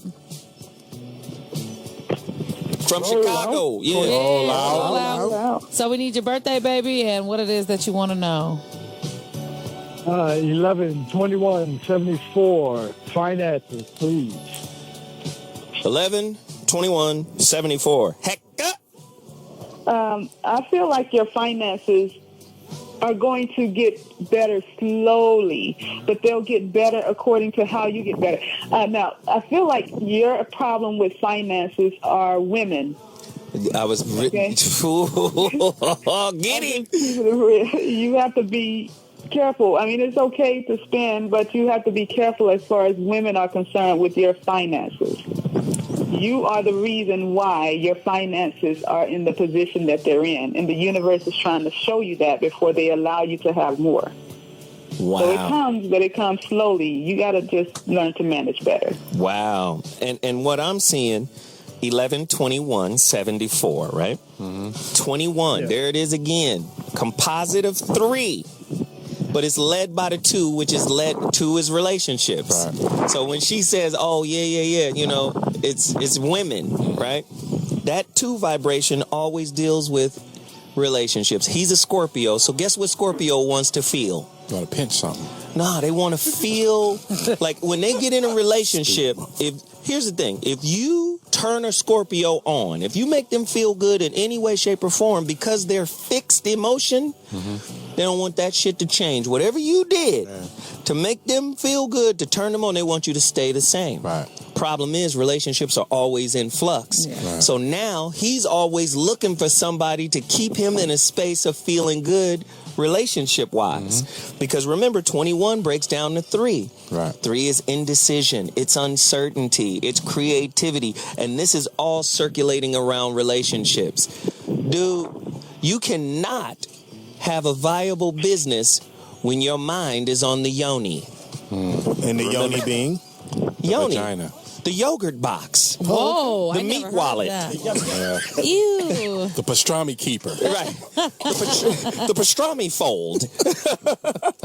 It's cool. Speedy, what you doing over there? What you doing over there? Speedy over there. All right, thank you, baby.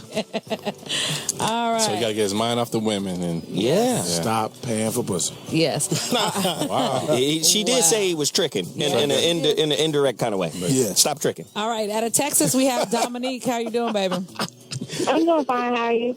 Great. Hey, Dominique. Roll out. Roll out. Roll out. All right, sweetheart. And my birthday is 12/24/1992.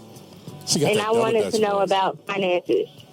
12/24/92. Cappy always want to know. They always want to know about money because Cappies are grinders. They get out there and find that money. They got a plan. But 24, right? The vibration of 24, there's that 2. You want to make money so you can be certain and safe when you decide your ultimate plan, which is having a family. She wants to get that bread so the family will be straight in the future. Tell me that. Tell me I'm wrong. I want to be wrong. No, you're right. Yep, that 2 in the front is saying relationships, please. But he got to be Mr. Right. Yeah. He can't be Mr. Right now. Then behind that 2 is a 4. Oh, I got a plan and a structure for my family and for my relationship. This shit gonna be like this. Right. Right? 6, you put the 2 and the 4 together, you get 6. 6 is family. Don't fuck with this girl's family. Wow. You might see her in a way and think, oh, she's sweet, she kind. Cross the line with the family. Right. A whole nother kind of demon. Slap her daughter and see how see how this shit gonna turn out, right? So her whole movement for business is connected to her ideal family relationship. Tell me I'm wrong. You're right. Hecka. Get her. Okay, so let me ask you something. Now, didn't you just blow through somewhere near, like, maybe around $1,000 not long ago? I'm sorry? Did you just blow some money recently, not long ago? Did I blow some money? Yeah. Ooh. Yeah, and you had to really think like, damn, what the hell did I do with that money, and how did I do that? Why did I do that? Right? Yeah. Okay, you're the problem. You got to get that together. Stop blowing your money. Stop it. It just doesn't make sense. You don't have to do all that. You don't need a Louis bag. Shit, she got an image to keep up. She trying to. My money go to food. Another foodie. You want your hunger scope? Hot dog-atarian. Hot dog-atarian. Right. Thank you for calling, Dominic. All right, out of Memphis, we have Steven. What's up, Steve? Roll out. Roll out. What it do? We need your birthday, babe, and what it is you want to know from Hecka. 8/28/75.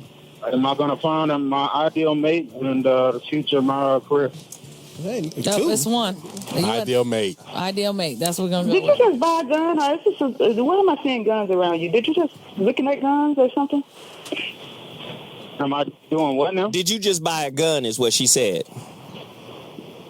Why am I seeing had guns one. around you? No, I've had one for a long time. Oh, Nigga, who you getting ready to kill? Yeah.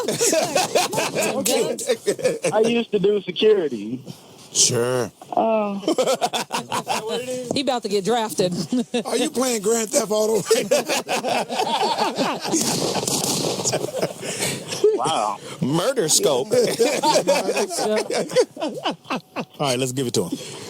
Yeah, I'm asking. Okay, so you say you have a gun. I'm just make sure that thing is safe. Okay, in a safe place. yeah. It's not out. Oh, yeah. Okay, make sure don't nobody know where it is, because that was the first thing when you opened your mouth. The first thing that popped up was the freaking gun. Okay. So just be careful whatever you do with that. Now tell me, what was your question? I got distracted by the gun. Relationship. No, just am I gonna find my ideal mate in the future of my career? No, not with the gun, homie. This is starting to feel like a first 48. Yes. You know, or snapped or some shit, right? I'm just saying, Leo, man. I don't fuck with Leos in the relationship zone because they, again, Leos are great people, but they got an order. They have a structure. I'm a Virgo. 28 Virgo. That's right. He on the cusp. Whew, boy, you just made it. Because I was about to say you're going to kill somebody. And Grand Theft Auto. And Grand Theft. Go ahead, Hecka. Finish telling them, because I see something about this dude. I think you will find your ideal mate. As a matter of fact, I feel as if you've come into contact with an ideal mate several times already. You're just extremely critical. So you just have to stop being so critical of them. She's not going to be perfect, okay? That's impossible. Virgos are the symbols of perfection, right? Because we are. No, they just view themselves as perfect, and then they judge everybody according to their inner standard. Right? Yeah. And again, there's a book out there called Don't Sweat the Small Stuff. And in that book, they explain that weatherproofing is good for a house, but terrible for a relationship. See, when you weatherproof a house, you're walking around the house looking for imperfections so you can seal them. Right. So no insects get in, no heat escapes and all of that. You save money by weatherproofing a house, but you can't weatherproof a relationship. Right. So that critical mind looking for what's wrong with your partner is really your own eyes looking back at yourself. Right. Tough situation, PM. Fix yourself. Fix yourself. Don't shoot yourself. And don't shoot yourself. Thanks for calling, baby. All right. Out of Vegas, we have Ted. What's going on? What it do, Ted? Roll out. Roll out. So we need your birthday, baby, and what you want to know from Hecka. Well, first I want to tell Zoe, man, with mine, I already know. He done already told me. 222.75. That's all twos. 222.75. You know what this is. Why don't you tell me the reading, pimp? I want to see if you got it. No, I want to know about my financial career. I think I know about the relationship. I got that down. Right, you done already fucked your life up. Okay, Hecka, go and give him his money. He don't need you. As far as your, I think as far as your career is concerned, you have to be willing to listen more and take some constructive criticism. You think you know it all. When it comes to career and everything, you just think you know it all. So you find that people are not willing to work with you in ways that you need them to work with you to get something going. Is she talking about Speedy? Yeah. No. No. Yeah. So you already fucked your life up. Now here's your parting gift. All right. Thank you, brother. Oh, this shit is great. Ted is in and out. Yeah, Ted. I already know about my horoscope. I done blew my shit already. This bitch love me. Check this out. Damn it, foiled again. All right, out of New York, we got Puckett. Turn your car down, baby. Roll out. Roll out. Roll out. Roll out and get a new phone. Shit. There's blizzard conditions. All right, we need your birthday. How about that? And what you need to know from Hecka. September 4th, 1985. Nigga, now you know you older than that. September 4th, 1985. What the fuck? You was born in 85. This motherfucker sound like Benjamin Buttons. You do sound old in the throat. In the throat. You got an elderly larynx. And what did you want to know from Hecka, sweetheart? Don't try to smooth it out now. Career. Okay. Let's do it. Okay, well, he want to know about career and finances, but the energy that I get coming up around you is relationship stuff. Oh, Lord. Oh, Lord. Right? Is this Morris Day? Who is this nigga? Huh? All right, I'm listening. Okay, so I see there's a young, I almost want to call her a little girl. I mean, I guess it's the only thing that... All right, R. Kelly. I hope not. No,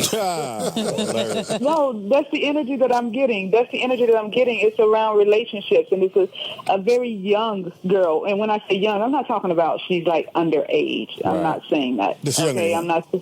Yeah, just younger than him. And this situation, if you're acting like you don't know anything about it. So if you don't know anything about it, you better believe it's coming real soon. But it's a real feisty one. Okay.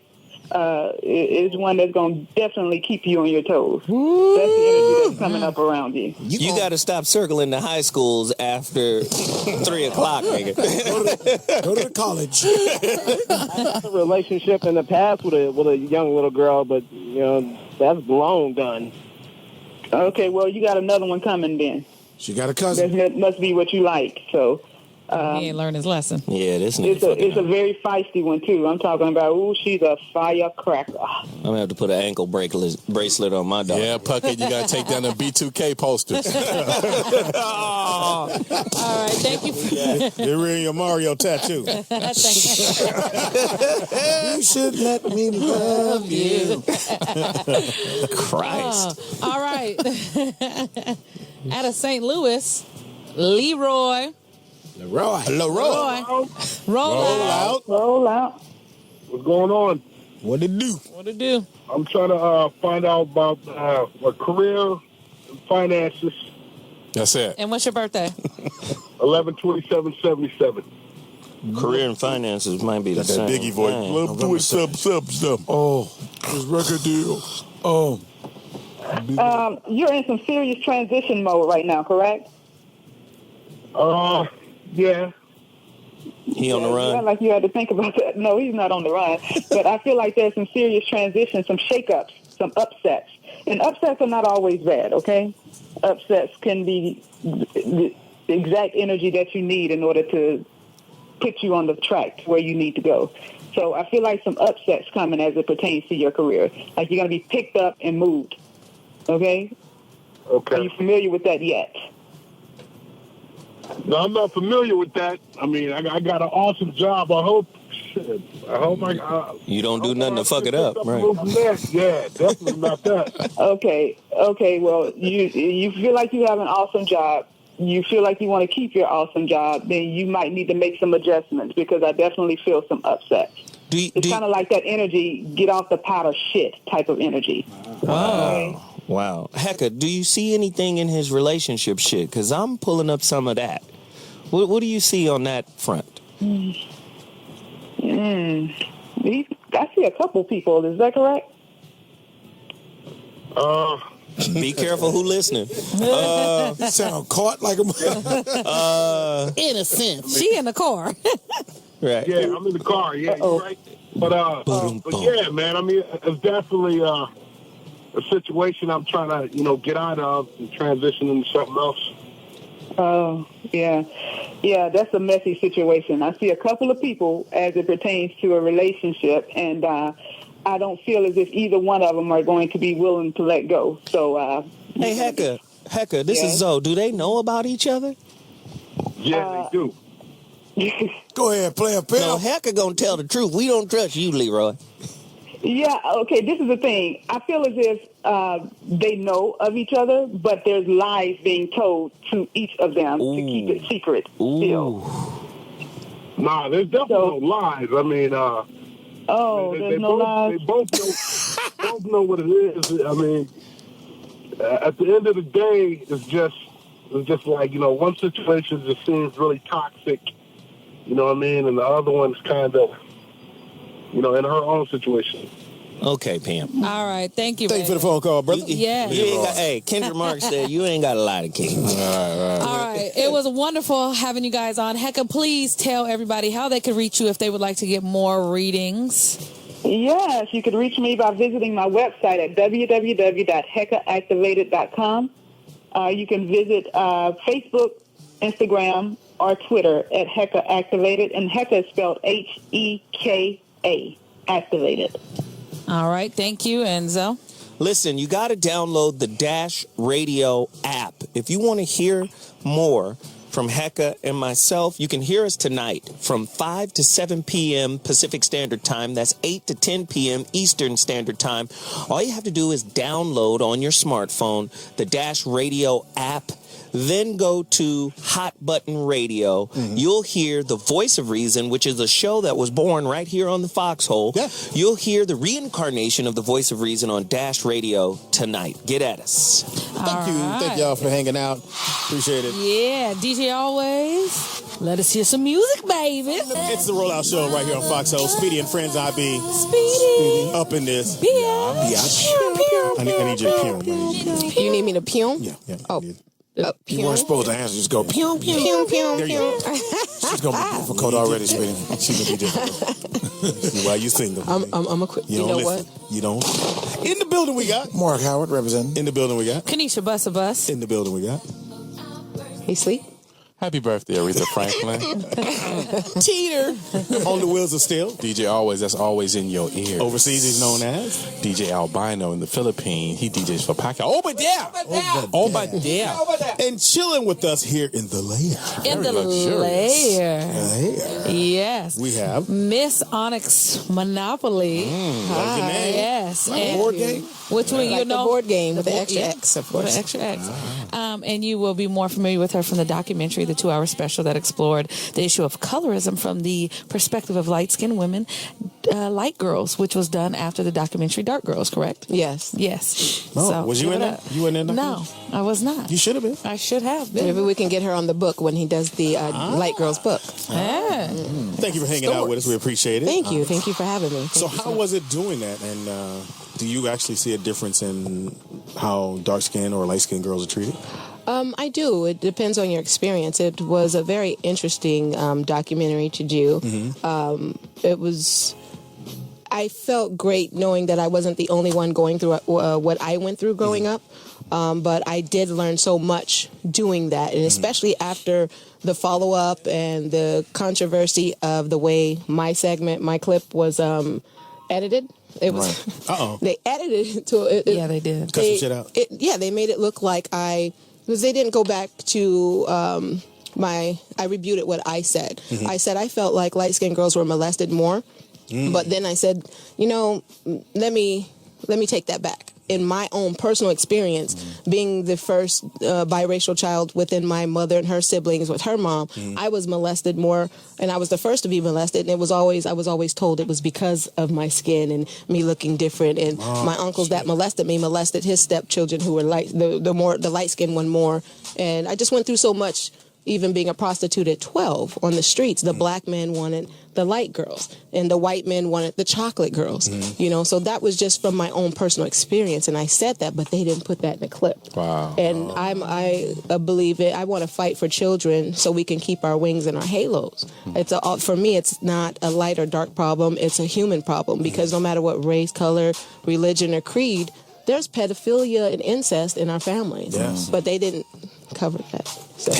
But you know what? It created a platform for me. That's right. To go out and speak about it. And when people say, well, what did you mean? And why did you say that? And it created a platform for me to speak about it. I do. I have 7 kids. Wow. Hold you got some good stuff. You almost got as many as Speedy. Yeah. I got a spades hand. Eating 2 possibles. No way. Yeah, my 2 older girls are, I adopted them. I took them on. They went through a lot. and I just took them on and saved them. They're amazing. Beautiful. 26 and 25. And then I have a 15-year-old girl and a 12-year-old boy, 6-year-old twin boys, and a 2-year-old boy. Oh, you're 28 yourself. I know you do. You know, I lost 150 pounds, so it's like I lost Doing what? 15 years. That man diet. He had to do it to you every time. Hilarious. That man diet. So broken heart. I said, "Oh, okay, you want to cheat with that? She ugly too. That's okay. I'm gonna go do some squats. I'm gonna go on diet. I'm gonna run. You look marvelous. Yes. Thank you so much. No, I went through a lot to get this, and I'm still working on it. So That's right. now the outside is great, so I'm working on the inside. Yeah. I can work on the inside. Anyway, Suggestion. Self-employed. Speedy, your wife is online. okay, cool. Let's get to this other thing. I found your man in my inbox. Here you go. Now, do you find yourself just watching over your kids and making sure? Like we never spent the night. My dad was like, "No, I didn't know why. Now I know, but we never spent the night at anybody's house." Yeah, so I do not. I did not. I was actually my ex-husband. I wouldn't even let him change my daughter's diaper for a long time. He's a great guy. We didn't do well together at a certain point in time because of my own issues and his. But I was really paranoid. Like, I didn't leave them in the room together. If I was in the bathroom, I put her in the car seat. So it was just a problem that I had. It's in here, mommy. Yeah, it was just, I know, right? Just passed out. Go to sleep. But thank you. I was paranoid for a long time because I was getting every man that I ever trusted in my life did something to me or somebody, except when I had some amazing men that I met later on, like my grandfather, when I went to go live with him, and his stepchildren were amazing to me. But after leaving him, I went back to the streets, and that pattern picked up. So yes, I was paranoid with my kids, and the one time I did let my daughter go spend the night somewhere. It was like a confusion of what happened, but it was just an uncomfortable situation. Which I said never again. So, and their grandmother thinks the same way I do. My daughter sleeps too hard. My boys sleep too hard. Somebody will be 6. I'll be on Snapped. 11 o'clock news. Where are you originally from? Yeah. I'm from Utah. Wow. What the hell was you doing in Utah? I was born up north in Merced, California, but my grandmother married, and he was in the Air Force, and he was stationed at Hills Air Force Base. And at the time, I don't think we were born yet, but all of her kids, everyone ended up migrating to Utah. Right. So most of my family is in Utah. I have a lot here too, but Carl Malone. Salt Lake City, or Salt Lake City, yeah. Okay. But I was raised in Clearfield on Hills, but later on we ended up in Salt Lake City. Wow. Yeah. Now, how did you end up here, and how did you end up hooking with Bill Duke? Okay, so when I was younger, I went through some problems with the molestation and incest and the abuse with my grandmother. I went through something where she got so scared she put me out, and the state of Utah sent me here, and I ended up being placed, to make a long story short, in foster care in Inglewood. And so that's began my history with LA and entertainment. Jerry Buss was amazing to me when I was in foster care. I asked him if I could do something at the Forum, and he was just like, "You know what, kid? Sure, if you can come up with $10,000, I'll give you the Forum. I'll do the rest." And I used to hang out at the Forum. I met Shaq. I mean, it was just like a great thing. And so my life was Terry Carter, who was just killed by Suge Knight, gave me my first job at like 14 as a publicist at his record label, and just so much happened, and I just took on my talent with public relations and marketing. But when I left foster care, I wanted to get to know my family again. So I went back to Utah, but it was different. They weren't the little kids and the people I thought. It was just different. So I came back to LA try to get to the point to go back into entertainment. Right. And I was diagnosed with cancer again, and I got really sick. I was hospitalized, and I ended up going from... We got you. It's all love, babe. It's all love. I went from a multimillionaire to homeless in my car with cancer. And a friend of mine, Tim Alexander, I can't believe I start crying because it's just you're reliving. It's like it's my cologne. Don't worry. It's amazing because I think about this. Like, look at God. Look what He's done. It's not an accident. It's just like, how did I keep going through all this adversity and all these problems? And now the platform that I have is because of that adversity. And so when I went through all that, I had a friend, Tim Alexander, was like, Onyx, you can come sleep on my couch until you get a house or whatever. We ain't gonna tell nobody. I'm like, everybody's always putting something up on Twitter or Facebook or threatening to post videos of me. And he's like, I'm not like that. I got you. Yeah. You know, sleep on my couch. And then Bill Duke happened to be, he had booked the studio to do Dark Girls. A lot of people don't know this. I think this is the first time I ever told that story. But he was doing Dark Girls, and they ended up needing helping with the casting and bringing in talent. So I brought in some people, and you know, Bill Duke. We start conversing, and I said, you know, you're doing this Dark Girl thing, but light skinned girls got problem too. Yes. You know, I went to school in Inglewood, and they was cutting my hair, pulling my hair. I was getting jumped by gang members. I didn't know when people said, "Where are you from?" I'm like, Utah. I was supposed to be from a neighborhood. I didn't know. I didn't know I couldn't wear red. That is 60th Street. Yeah, I didn't know, you know. So I was discussing this with Mr. Duke, and he said, I would like to have you in Light Girls. I would love to hear your story. And so, and the rest is history. He and I have been joined at the hip ever since. Sweet. Oh, wow. Yeah, and it's been life-changing because my platform has grown much bigger because of that. Yeah. Well, the energy is very strong. Yes, Yeah, it is. I can start crying. No, don't worry. All right. But you know what? So Probably many Mark's people mail. go through Probably. the things that you go through. So sometimes you have to go through all those things to help so many other people in your position. So when you're using your platform, like, what are you going out there and doing when you say you're working with the kids? Like, how can they get, you know, with you to hear your story? What do you have going on to share that message of what you've been through? Well, we're going, Bill Duke and I, we're about to do a school tour, 25 cities or more. And the goal, we're going to touch on colorism and closing your legs and opening your minds, because, you know, the principals are having problems with kids being obsessed with popular culture and music, where the girls are coming to school looking like video vixens or hoes and drunk, and they're very promiscuous, and they're getting into arguments with the parents because they send them home. And I met with the principal of my alma mater, and he said, if you can help me, yes, let's do it. Right. And so the goal is to educate these kids on the reality of entertainment, the reality of life, that, you know, me, because I can walk my talk and I've lived it. Your body is not your mind. That's not your money. Right. You can only do so much by opening your legs to somebody. Yes. You can couch cast and get that part, but what you're going to get after that.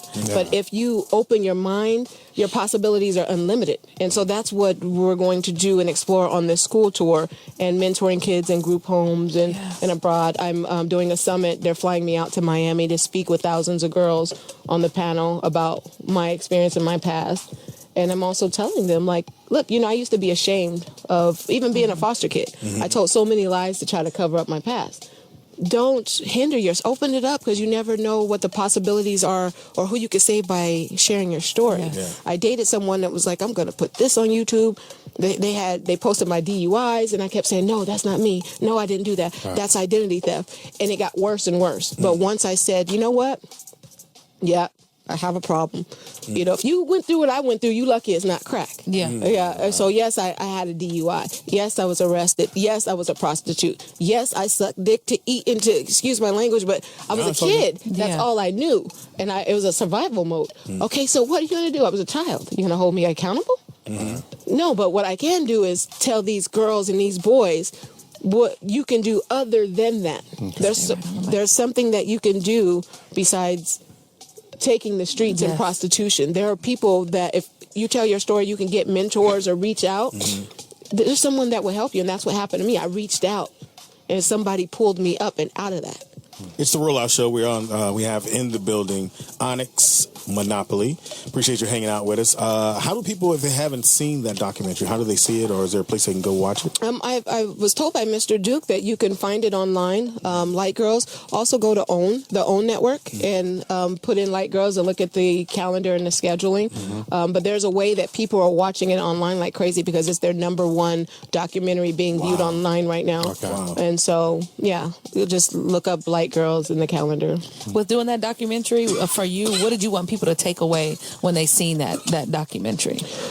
You know what? That our pain is all the same. You might get hurt a different way, but it still hurts the same. You may be dark, you may be light, but if somebody's beat you up, molested, raped, hurt you, it still hurts the same.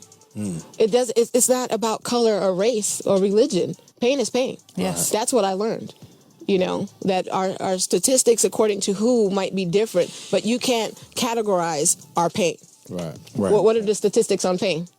Or the light-skinned girl hurt more than the dark-skinned girl, or the dark-skinned, or the Jew and the Christian. No, pain is fucking pain. Right. I said the F word. I'm sorry. No. Babe, you say what the fuck you you ain't want said on this it show. enough on this show. I get, when I get really passionate, it's just like, ugh. Yeah, you That's know why we quiet listening to you. Yeah, Don't get jump on me when you get passionate like that. So one thing that I seen that some people were saying that they felt like it was there might have been too many jokes on. I didn't like that. You know what? I agree. I didn't like, although it was true. Yeah. Black men did see light-skinned women as a trophy. They did. I casted music videos in the 90s. I was a kid. Nobody knew I was a teenager. Mm-hmm. But I worked with Twinkie Bird and Puffy, and I cast with Spike Jones. Mm-hmm. And they always wanted a light-skinned girl with long hair that was mixed. They did. Right. And so it wasn't as serious as the dark. It wasn't as intense. It was more like it turned into a comedy. Mm-hmm. Okay. So I didn't like that. It's like, you know what? This isn't a joking matter when girls are being beat up and jumped in the bathroom. But at the same time, it's the truth. They did want these trophy wives. So, but I just was like, okay, this can turn into a comedy skit. It's a trained mentality on people. But it is. It's sad. It's you know what's crazy though? Black men want light-skinned mixed women, but my Jewish and Persian friends, they want a chocolate dark woman. I'm like, I'm going to get a 10 because you got a really big wallet and you got good credit and you don't have to drive my car moving to my house. Right. Okay, I'm going to get a 10. You definitely went to Inglewood. I heard my core. My core. No, but it's just weird that our cultures, if you go to Dubai or Qatar or anything, they love them some chocolate sisters. Mm-hmm. I'm telling you. Yeah. Persian women love me. They were saying I wasn't light-skinned enough. That's another thing I saw in the documentary. My kids were Googling my name, trying to prove to their friends, oh, my mom's whatever. Yeah. And they sent me this meme. What's it called, a meme? The meme? Meme? Yeah. There you go. And it said, Onyx be like, I ain't light-skinned, but look at my bit strip. Like, hilarious. And I thought it was funny. I didn't know how to take it at first. And I was going to, Lynn Jeter, one of my publishers, she was like, stop trying to respond to every tweet and every post and do you think Beyonce give a shit? I was like, I'm not Beyonce. When I have that kind of money, I won't care either. But it's hard, just a complex too of being like, to not always have to defend yourself. I feel like we always come from a defending point. Right. So it's just like you're constantly it's natural, but in this industry, you have to have thick skin. People are going to attack you. Yeah. And that was the first. I'm like, I'm not light skin enough. Right. What will define light skin? Because in lighter skin, there's so many different shades, just like in darker skin. Mm-hmm. There's so many different shades.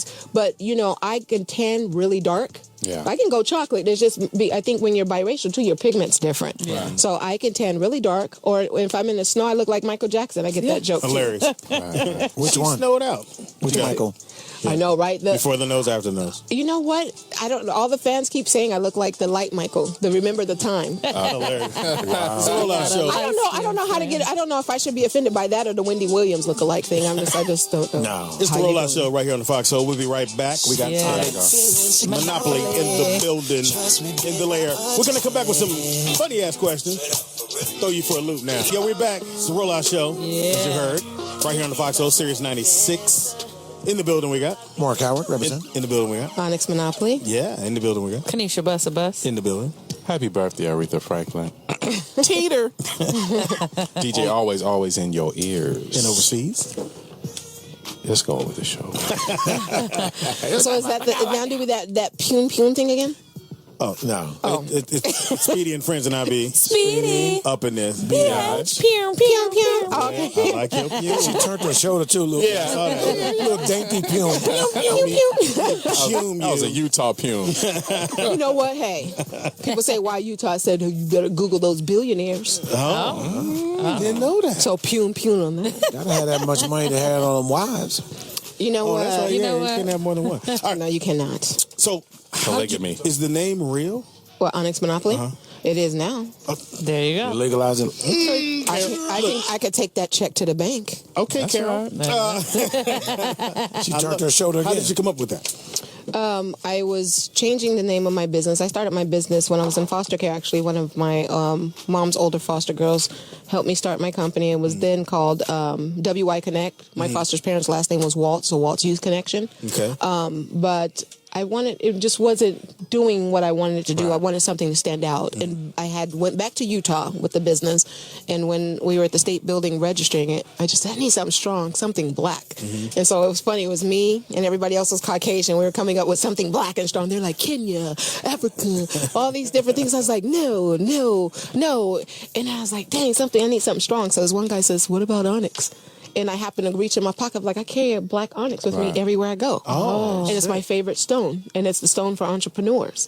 And he's like, and I said, there are no accidents in life. And I love the word monopoly. I like taking over and standing out and being different and challenging people, you know. And so I'm like, okay, Onyx Monopoly.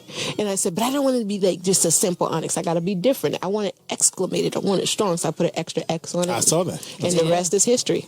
But you know, with that extra X, I run into, so did you born? So you got to have 3 X's for that. But like, that's the one thing I haven't done yet. I was like, there's only 2 X's, so that means you're a stripper. Not anymore. What kind of man you looking anymore? You know what? I'm not looking for a man anymore. It seems that every time I went and looking and chasing a man, it went bad. The Bible says says, he who findeth a wife findeth a good thing, not when Shaquita go and catch a man and trap a man, because you end up with a dog and fleas. So I had to get lost. So right now I'm lost and I'm in my kids and in God. So when a man cometh and findeth me, I'm going to make sure I take care of him. Oh, yeah. Wow. How they going to find it to you? There's Twitter, Instagram. Wow. So we got to tweet you. Yeah, that was in the Bible too, huh? Tweet us thou. Quote that too. I'm following Moses said I freed the homies. Okay. And where? I freed the homies. Fucking hilarious. Said follow the laws of the land. And the land that's right now, say technology is it. So findeth me. Now, I won't be in a club. If they want to catch up to you, how do they find you? Onyx Monopoly anywhere. You can Google ONYXX Monopoly, like the board game. You can find me on Twitter, Instagram, Facebook. You can even find my phone number, my office. I just don't check in anymore because there's a couple of creeps. Always. Wow. Just a couple? Yeah, mark right there. Tall, short, don't matter. I used to have a type. Everybody teases me about it. What type? So like brown skin, goatee, bald head, kind of buff, but it's like nobody knew I was dating somebody else. Almost. She threw buff in there and fucked it right on up. That was my type. No, you know what? That's too much. That's too many problems. You ain't found the right one. No, I ain't trying to find nothing. I'm waiting for God to send me something, and I don't have a type anymore. What's the smallest guy? 6'5". I still have a type, I guess. You think? No, you know what? At least 6 feet and just be a grown man. I've been so bossy my whole life and controlling. I want a man that could be a man. I want to wear the dress for a change. Just tell me what to do. I want him to say, no, baby, I want chicken for dinner. Okay. Yes. You know, say bitch. Just say, no. Then the old me would come out and stuff would start flying. And then somebody got bailed bad out. temper. Sounds like good role play. I like role play. You know. But anyway. Who are you in role play? The old her. How about I put this pussy on you? In Bible study? I can't with you. Yeah, I'll put the U in Utah. Salt Lake, this city. Wow. Cleveland's, I tell you. I gotta go to church and AA after this show. I would say Twitter thou. I can't with you. And live us on the Facebook of the book of face. Meet me at the banketh with a big checketh. That's the man I want. Really? Yes, I'm tired of paying for men. They're moving my house, driving cars, I'm taking them shopping. No, I can't do that. No, I'm not a trick. That's the old you. That's the old me. So you used to, what's the most I went from being a hoe to a trick. How'd that happen? Hilarious. What's the most expensive thing you bought a man? Oh, God, really? Mm-hmm. A car? Or what? I don't know. Up. What kind of car? I bought a couple cars. Get the fuck out of here. Let me talk to her after the show. No, I don't do that no more. What kind of car? Which one? A Benz? You will if the man take charge. You said you want him to take charge. Yo, buy me a car. Okay. No, boo. You got to have your own damn car, your own damn house. I don't do that no more. All right. No, you go buy me a damn car. Matter of fact, pay for that $100,000 car outside. Do that. I got $10 on it. No, that won't ain't even no gas. It's electric, so I can get some. I can get, you don't need a me. charge. No. You got to plug in. I love you, Miss Onyxx. Thank you. Double Thank X. you. So are you, is there any way like young girls can get in contact with you if like for mentoring and things like that? I'm always on social media. Okay. I have so many stories in my inbox. It's unreal. I meet people everywhere. I'm very approachable. A lot of people say, "Oh my gosh, you're just like you are on Facebook." I was supposed to be. Yeah. You know. I'll buy your car. I will not. You know, I actually give away cars. All jokes aside, we're giving away from 4 to 8 cars a year. I teamed up with Joe Ellis. He's a celebrity car builder. He's the brains behind, like, Pimp My Ride, West Coast Custom type stuff. And we teamed up together, and I said, you know what? I'm really good at getting stuff for free, so if I get some cars, can we like pimp them out? And he said, you know what? Between the both of us, we can get cars. And I believe in recycling. Yes. I want to get the old cars and put the new engines in it and, make it nice and give it to someone that could utilize it and change their life. A woman that's going to work every day, taking care of her kids, but she doesn't have a car. Right. Okay, don't move with that. We'll come right back right here in the layer. Yo, we are back. It's a rollout show. Yes. It is going down. We left off with Miss Onyxx talking about giving away cars. Yes. So if somebody's out there and they need it. Now, we ain't talking about you need another car. Don't send no letter in. I have one car, but I need 2. No. If you're really going through something and you really need some help, what should they do? Follow me on social media, and I tell people to pay attention because we're always changing the rules. You don't have to, there are no purchases necessary, but if you happen to come to an event and I just happen to give away a raffle ticket at the door, you might be that person to get the car that day. Wow. You never know. But I want to help, I want to hear your stories. Mm-hmm. I want you to have people nominate you. Nominate yourself. Mm-hmm. Send in your emails. Mm-hmm. And let us know why you need this car so we can help you. And again, you're not going to get like a 2015 Cadillac Escalade. Mm-mm. No. We take cars, and I like to recycle cars. We rebuild them. Mark Joe has Ellis, a car you can recycle. Please. Donate it to us. If you want to donate a car, go to email us at info@onyxunlimited.com. We'll give you the tax write-off. It's going to go to a great cause. Right. It doesn't have to be running because we are rebuilding the car for these people. Right. Joe Ellis has Mother and Fathers Who Cares, a nonprofit organization, and the What If Foundation. And he deals with children at Washington Prep in LA who come together to his shop, and they build these cars with him. They build these cars. I'm talking, some of the cars are tore down, they build them up. It's just amazing. So it'll be teenage children at risk building these cars with an award-winning car builder, very professional. Girl, you the shit. You the shit. Thank you. There's a lot of people came through this door. You the shit. Thank you so much. You topped them all. You are incredible. Thank you. I'd have married you at a fucking dime. But she wouldn't have married you. You know what we're talking about. The thing is that you've been through a lot of traumatic experience. I've been blessed that I've been, with good family and things like that, and understand people don't always have that. It makes you appreciate what you have. Yeah. But also, simple fact is between people, it's who you are, and what you are has always been inside. So none of that was able to stop your spirit, and eventually it's popped through. And now look at the good things you're doing, the great things you're doing. So I just want to give back. I'm still rebuilding. I tell everybody, don't let social media fool you. Right. I get a lot of things for free. I wonder what. I'm light skin benefit. No. It's not a light skin benefit. So I have a lot of problems being light skinned. People think I'm uneducated and dumb. No way. I get that all the time. Really? Don't let the pretty face fool you. I heard that. They didn't talk to you. No, you know what? It's so funny. I used to do talent management, and I had a lot of models. Mm-hmm. And, because of the casting demands, a lot of them were light skinned. And one of my models said to me, "You don't have a pretty girl problem. You don't understand what we go through." I'm like, Fuck you doing? Just because I'm fat, bitch, I'm pretty. I'm the marriage type. Like, Yeah. you the whole trophy type. You go, but he gonna marry me. You know. But it hurt me to the core.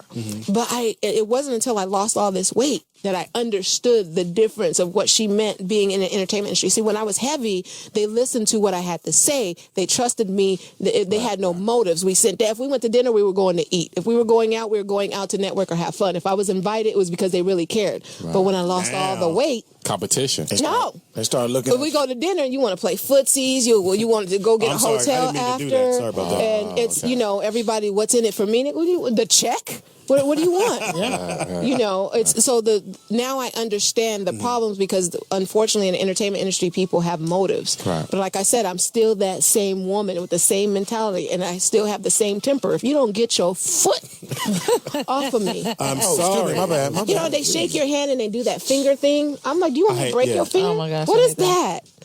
But going back to the light skin, dark skin thing as being light skin, did you see the movie Good Hair? Yes, I did. Chris Rock. Chris Rock is fantastic. He's hilarious, but I feel like in that movie portrayed us as like it's our fault, and you know what? What is good hair? Yeah, it's like wait, I just woke up. My hair don't go in a ponytail. My curls be off. Like, I got a baby straight hair part here, and a curly part here, a nappy part here. Yes. You know what? But I ain't got no good hair. No, what is good hair? You know The that one that's on your head. irritates. That's like saying light skin is better than dark. Yes. What is good hair? Silky hair is better than coarse hair? No, my son even has this thing in school. Mom, my grandson, my hair is nappy. Okay, well, can we put a texture? No. I used to do the little S curl with him and the mohawk. No.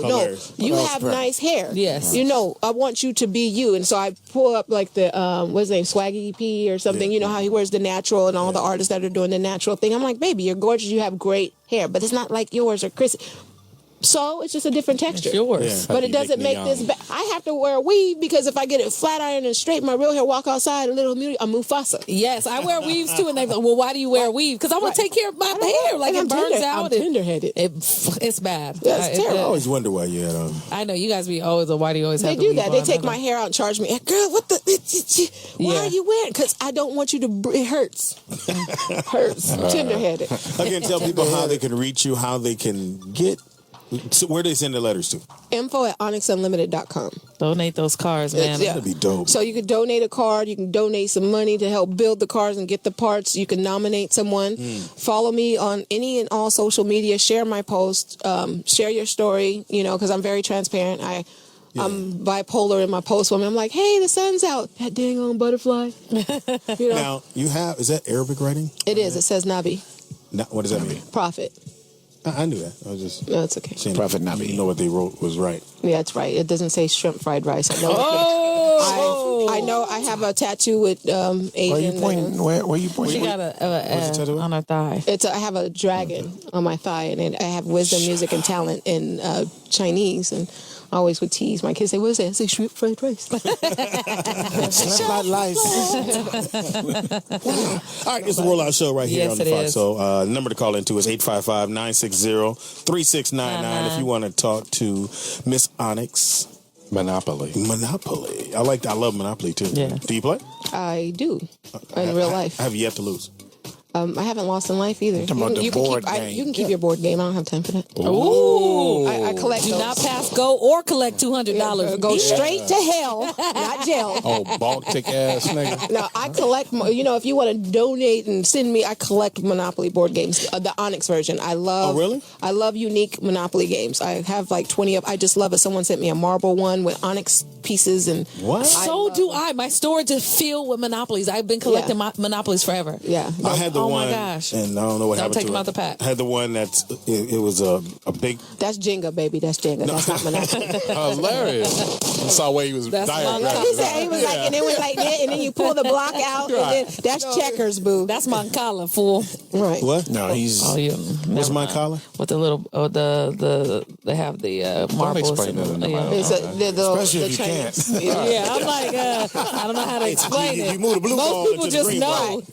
I never heard of it. I never heard of it. He was like describing backgammon and talking about, okay. yeah, and then I had this little. He said the Monopoly. I'm like, don't. Yeah, Monopoly. Well, That's Jenga. Someone gave me a big giant board, and Okay. it stood on another stand, and it had drawers, and it was a felt top, and it was all the houses were gold and silver. Yeah, you send me that Monopoly board game. I will not. You will. Man, I want that. I'll give you a tax write-off. 855-960-3699 Rollout Show. What would you want someone to know about you that they probably don't know? Besides, I think you opened up. Everyone knows what have we everything. left out? They know everything about me. I'm really transparent. You know, I never want anyone to have power over me to say there's something about Onyxx that you don't know. Oh, okay, gotcha. I've played a lot of games in relationships. I've done a lot of trickery. I'm crazy as hell. But I have a big heart. But I was blackmailed and extorted by somebody I dated, you know. And then that's when they posted all this stuff, and somebody he dated did some weird, crazy stuff, and it traumatized me. Okay. And my attorney said, take their power away. Never let nobody have that much power over you. Exactly. And so there isn't anything to know. I'm just lovable. Just don't piss me off and don't cross me and don't touch my kids. Yeah, I see that in you. I'm crazy. I'm 5150. It's okay. Okay. You know, you touch my kids, it come out. Yeah. Like, I just don't play when it comes to my kids. Like, I spaz out. But that's not crazy. You're protecting your kids. Yeah, it's just I love my babies, and I don't trust as much as I used to. Like, so that's probably something that I'm dealing with. Before I would invite everyone into my home, like, come on over. But until when your estate gets robbed, by or people, they'll come into your life with the wrong motives. Yes. If I come into your life, I feel we're evenly yoked. What can we do together to help everybody? Right. You know, but I have a lot of people that come in to ride my coattail, or they have motives to get something for free or to meet this person. So that, you know what, I'm really not as trusting as I used to be. And all the kids are at home? All my kids are at home. Wow. Yeah. Well, no, my two oldest, one is married, one's in college. Oh, okay. Got two grandbabies. So the 5 are at home? Yes, they're So you're waking 5. people up, getting them ready for school? Their grandmother's helping me a lot. I was hospitalized for a long time. But yeah, they're with me and Granny. She helps a lot. Yeah, Granny's amazing. Shout out to Granny. Yes. I'm gonna whoop your ass. That's exactly what you want. Sit your ass down. She's from Mississippi. Go get my belt. You know what? And it's crazy because, they're more afraid of me than they are their dad. And they're more afraid of Granny than they are me. Right. And so I'm going to call Granny. Because, sometimes, I'm old school. I don't beat my children, but I believe in spanking. Okay. Because timeout don't always work. No. Yeah. And so, but Granny will look over them glasses. And that's a whooping right there. Right. Come here. So I do both. She be spanking them in church. Right. Throwing them over the pulpit. And just, What church you go to? what church she go to? She goes to Missionary Baptist Church in Pacoima. Damn. I'm Mormon, so I go to the Mormon church. Utah. Book of Mormon. Oh, okay. Yeah, I'm LDS, believe it or not. They haven't kicked me out yet. I wear pants to church. Alcoholic. I'm working on that. Work in progress. That's all right. But you know what? That's a lot of people have this facade or this perception of LDS, the church, and not liking black people. I'm like, they've treated me better than black people. What are you talking about? Okay. Seriously, like my family has treated me like crap. But when I met, besides my foster family, the church was really good to me. When my house burned down and I was going through things, they came together as a unit. They helped me when I had my twins and I had nobody else, and the grandma had to come back to California.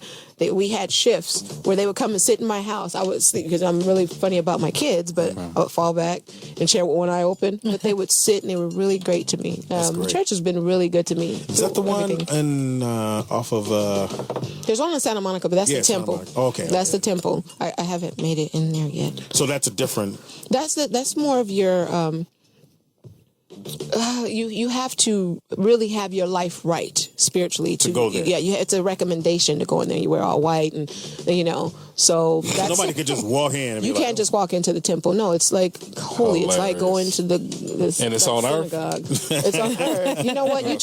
Come on. When it comes to, there's a respect. You respect God. You respect His place. You just have to have it right. Well, okay, whatever. Let you do that. Yeah, I've seen that one all the time. I didn't know you just couldn't. But there's different. That's the temple. But there's the churches everywhere. You can go into the church. Right. That's just the temple. Okay. That's like the holy place. And it's on earth. Yeah. Yeah, there's a lot of temples on earth. It just, it doesn't make a difference because it's Mormon. You have the synagogue, you have the mosque. You just. I hold respect to all religion. I don't care where you come from. It's all the same. It's from the same doctrine. 855-960-3699. Thank you for hanging out with us. We Thank you for appreciate having it. me. Onyx Sharing Monopoly. your life. I mean, Beautiful. There's somebody out there that's just, trust me, they're going to hit you up and be like, yeah. I heard you on the show. And I Oh, love please do. I would love to hear your story. Tell them again how to reach you. Onyx Monopoly. Google ONYXX Monopoly, like the board game, or hashtag Hooked on Onyx. ONYXX. Nice. Oh, I like You that. can do Hooked on Onyx LA. Everything is the same. Hooked on Onyx LA, Hooked on Onyx, and Onyx Monopoly. And let them on know. all social media. Let her know you heard it right here on the Rollout Show. We'll take a quick break. Come back. DJ Always. Get your spin on, Pippin. It's the Rollout Show right here. Foxxhole. Sirius 96. It's the morning show. Yeah. It's time for... Women Crush Wednesday. Which means the guys take over. Yeah. Sorry about that, Mark. I didn't know you moved over there. My bad.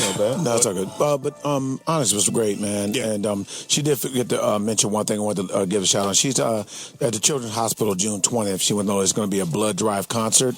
That's June 20th this year at Children's Hospital in L.A. Mm-hmm. It's going to be with Christy Gibble, Chris LeVar, and Onyx Monopoly going to be in the house there. So go out and promote and donate blood. We'll put that on our blood drive, yes. on our webpage, which is speedyandfriends.net. We'll have it on there just in case you missed it. And if you missed any part of the show, Yes, you can go to SiriusXM.com/on-demand, catch this show and any other episode you missed.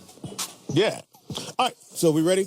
Yeah. Who's your woman crush? Man, I'm going to tell you, I saw Focus last weekend, and I got a crush on Margot Robbie, the co-star. Really? Yeah, man, she looked good. Okay. I'm hoping it wasn't all airbrushed. I don't think it was. No, she looked good. She was very, very, very sexy. You feeling that? I'm feeling that. Okay. I was yelling at Will, get your hands off her. To security game. Sir, you have to take your dick out the popcorn, sir. Yeah, she's a cutie. She's definitely a cute girl. How about you, Brother Numsy? Aretha Franklin, happy birthday. Yes, it is. She is my crush, Aretha Franklin. Never ever heard such singing and just Who's zooming the you, huh? soul of her voice. I mean the early stuff. You know, like, You ain't like who's zooming you? I like everything she's done. But Don't step on me now. Like her early stuff was like, Classic. you really couldn't see me. You know what I mean? Yeah. But people don't hear those songs. Yeah. Like the early stuff, like when she was just coming out of the Didn't church. they one time she did That not voice. want Beyonce to play her because I know they're doing her story, and she has a lot of control over who's playing that I character. mean, as she should, Yeah. you know. It's you. But it's like, that was the whole thing when they came out with Beyonce's the new Queen of Soul and all that to try to get her all riled up. But her body of work speaks for itself. Yeah. It doesn't need that interpretation. It's just that Beyonce, she's great. She's just putting some She's a hot moves star. with it. Yeah. You know, Aretha Franklin put 2 feet in the ground and give it to you. You know what I mean? So that's the difference. All right, I like that. My woman crush Wednesday is Denise Nichols. Uh-oh. Dime piece. She'll be 70 this year. Yeah, and she still look good. I met her in Atlanta at a comedy club. She was coming down. I was going up, and I froze. Again? Yeah. Like with Jill Scott? Worse. I just stared. Wait a minute. Something wrong. Wait a minute. I just stared. You freeze up with women and you run from bees. What is going on with you? And birds keep you away. Yeah. She was nominated for And you got to pee alone. Right. She was So nominated very for 3 bad, Golden yeah. Globes Awards. She's won one. She's nominated for what? Nominated for 3 Golden Globe Awards. She's Okay. won one. You may remember her from Room 222 back in the day. She was Yes. also the girlfriend on Heat of the Night. Carol O'Connor. Yeah. Okay. That was really weird back then. He's like, what? So, but it was dope. They were doing a play on the biracial, especially down south. Yeah, down south. But she is fabulous. Okay. A piece of the action. Oh my goodness. Uptown Saturday Night. And she came with a little. She always when she didn't never act like a pretty girl. She was like, what? And I thought that was dope when her acting. It's called acting. No, she's I definitely a think that's what talented actress. Yeah. So Denise Nichols, you can call me. Is it too late? Yeah, it's too late. Okay, cool. 855 You never breathe on the phone on him. Right. This really you, huh? Is this be you? Hi, Miss Nichols. Call me Denise, baby. Okay, Miss Nichols. No, really. I was at a club and she was walking down. Dude, I was like, I know how it went. Hey. You look good. Why don't you come back to my room? My mama said I can't go. I was, man, it's just some people caught me off guard. She did. Oh, so did Natalie Cole. I met Natalie Cole backstage. Yeah, those eyes is incredible. Oh, yeah. That Hazel Brown. Woo! Yeah, her combination is like. HP, my eyes are hazel. Not that you gotta get caught up, but. Hey, Mark, let me see. He got a little jealous over here. Oh, I never noticed. Don't act like you ain't noticed this shit. Have you ever heard of Smokey Robinson? Yeah. That's Foggy Robinson. The fog comes out at night. Nigga don't tell me he got hazel. You gonna look at my eyes? I wasn't trying to get you looking with your glasses on. Yes, you did. My contacts are glued in. They forever mine.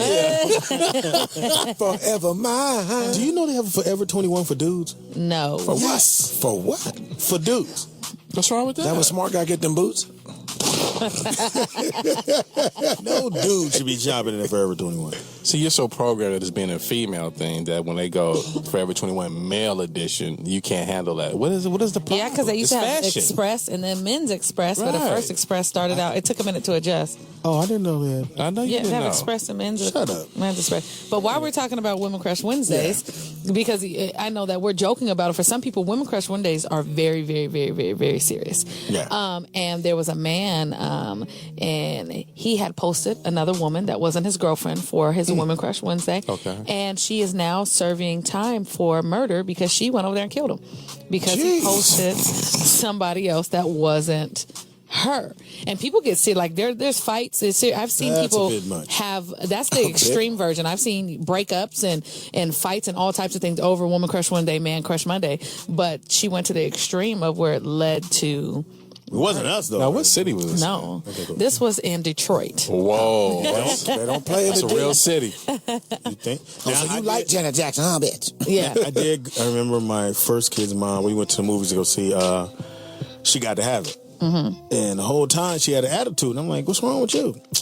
You like that bitch, don't you? Tracy's like, the bitch in the movies? Yes. Do you want to be with that bitch? The bitch in the movie? Yeah, I know you want to fuck that bitch. I'm out. And she left. Really? Yeah.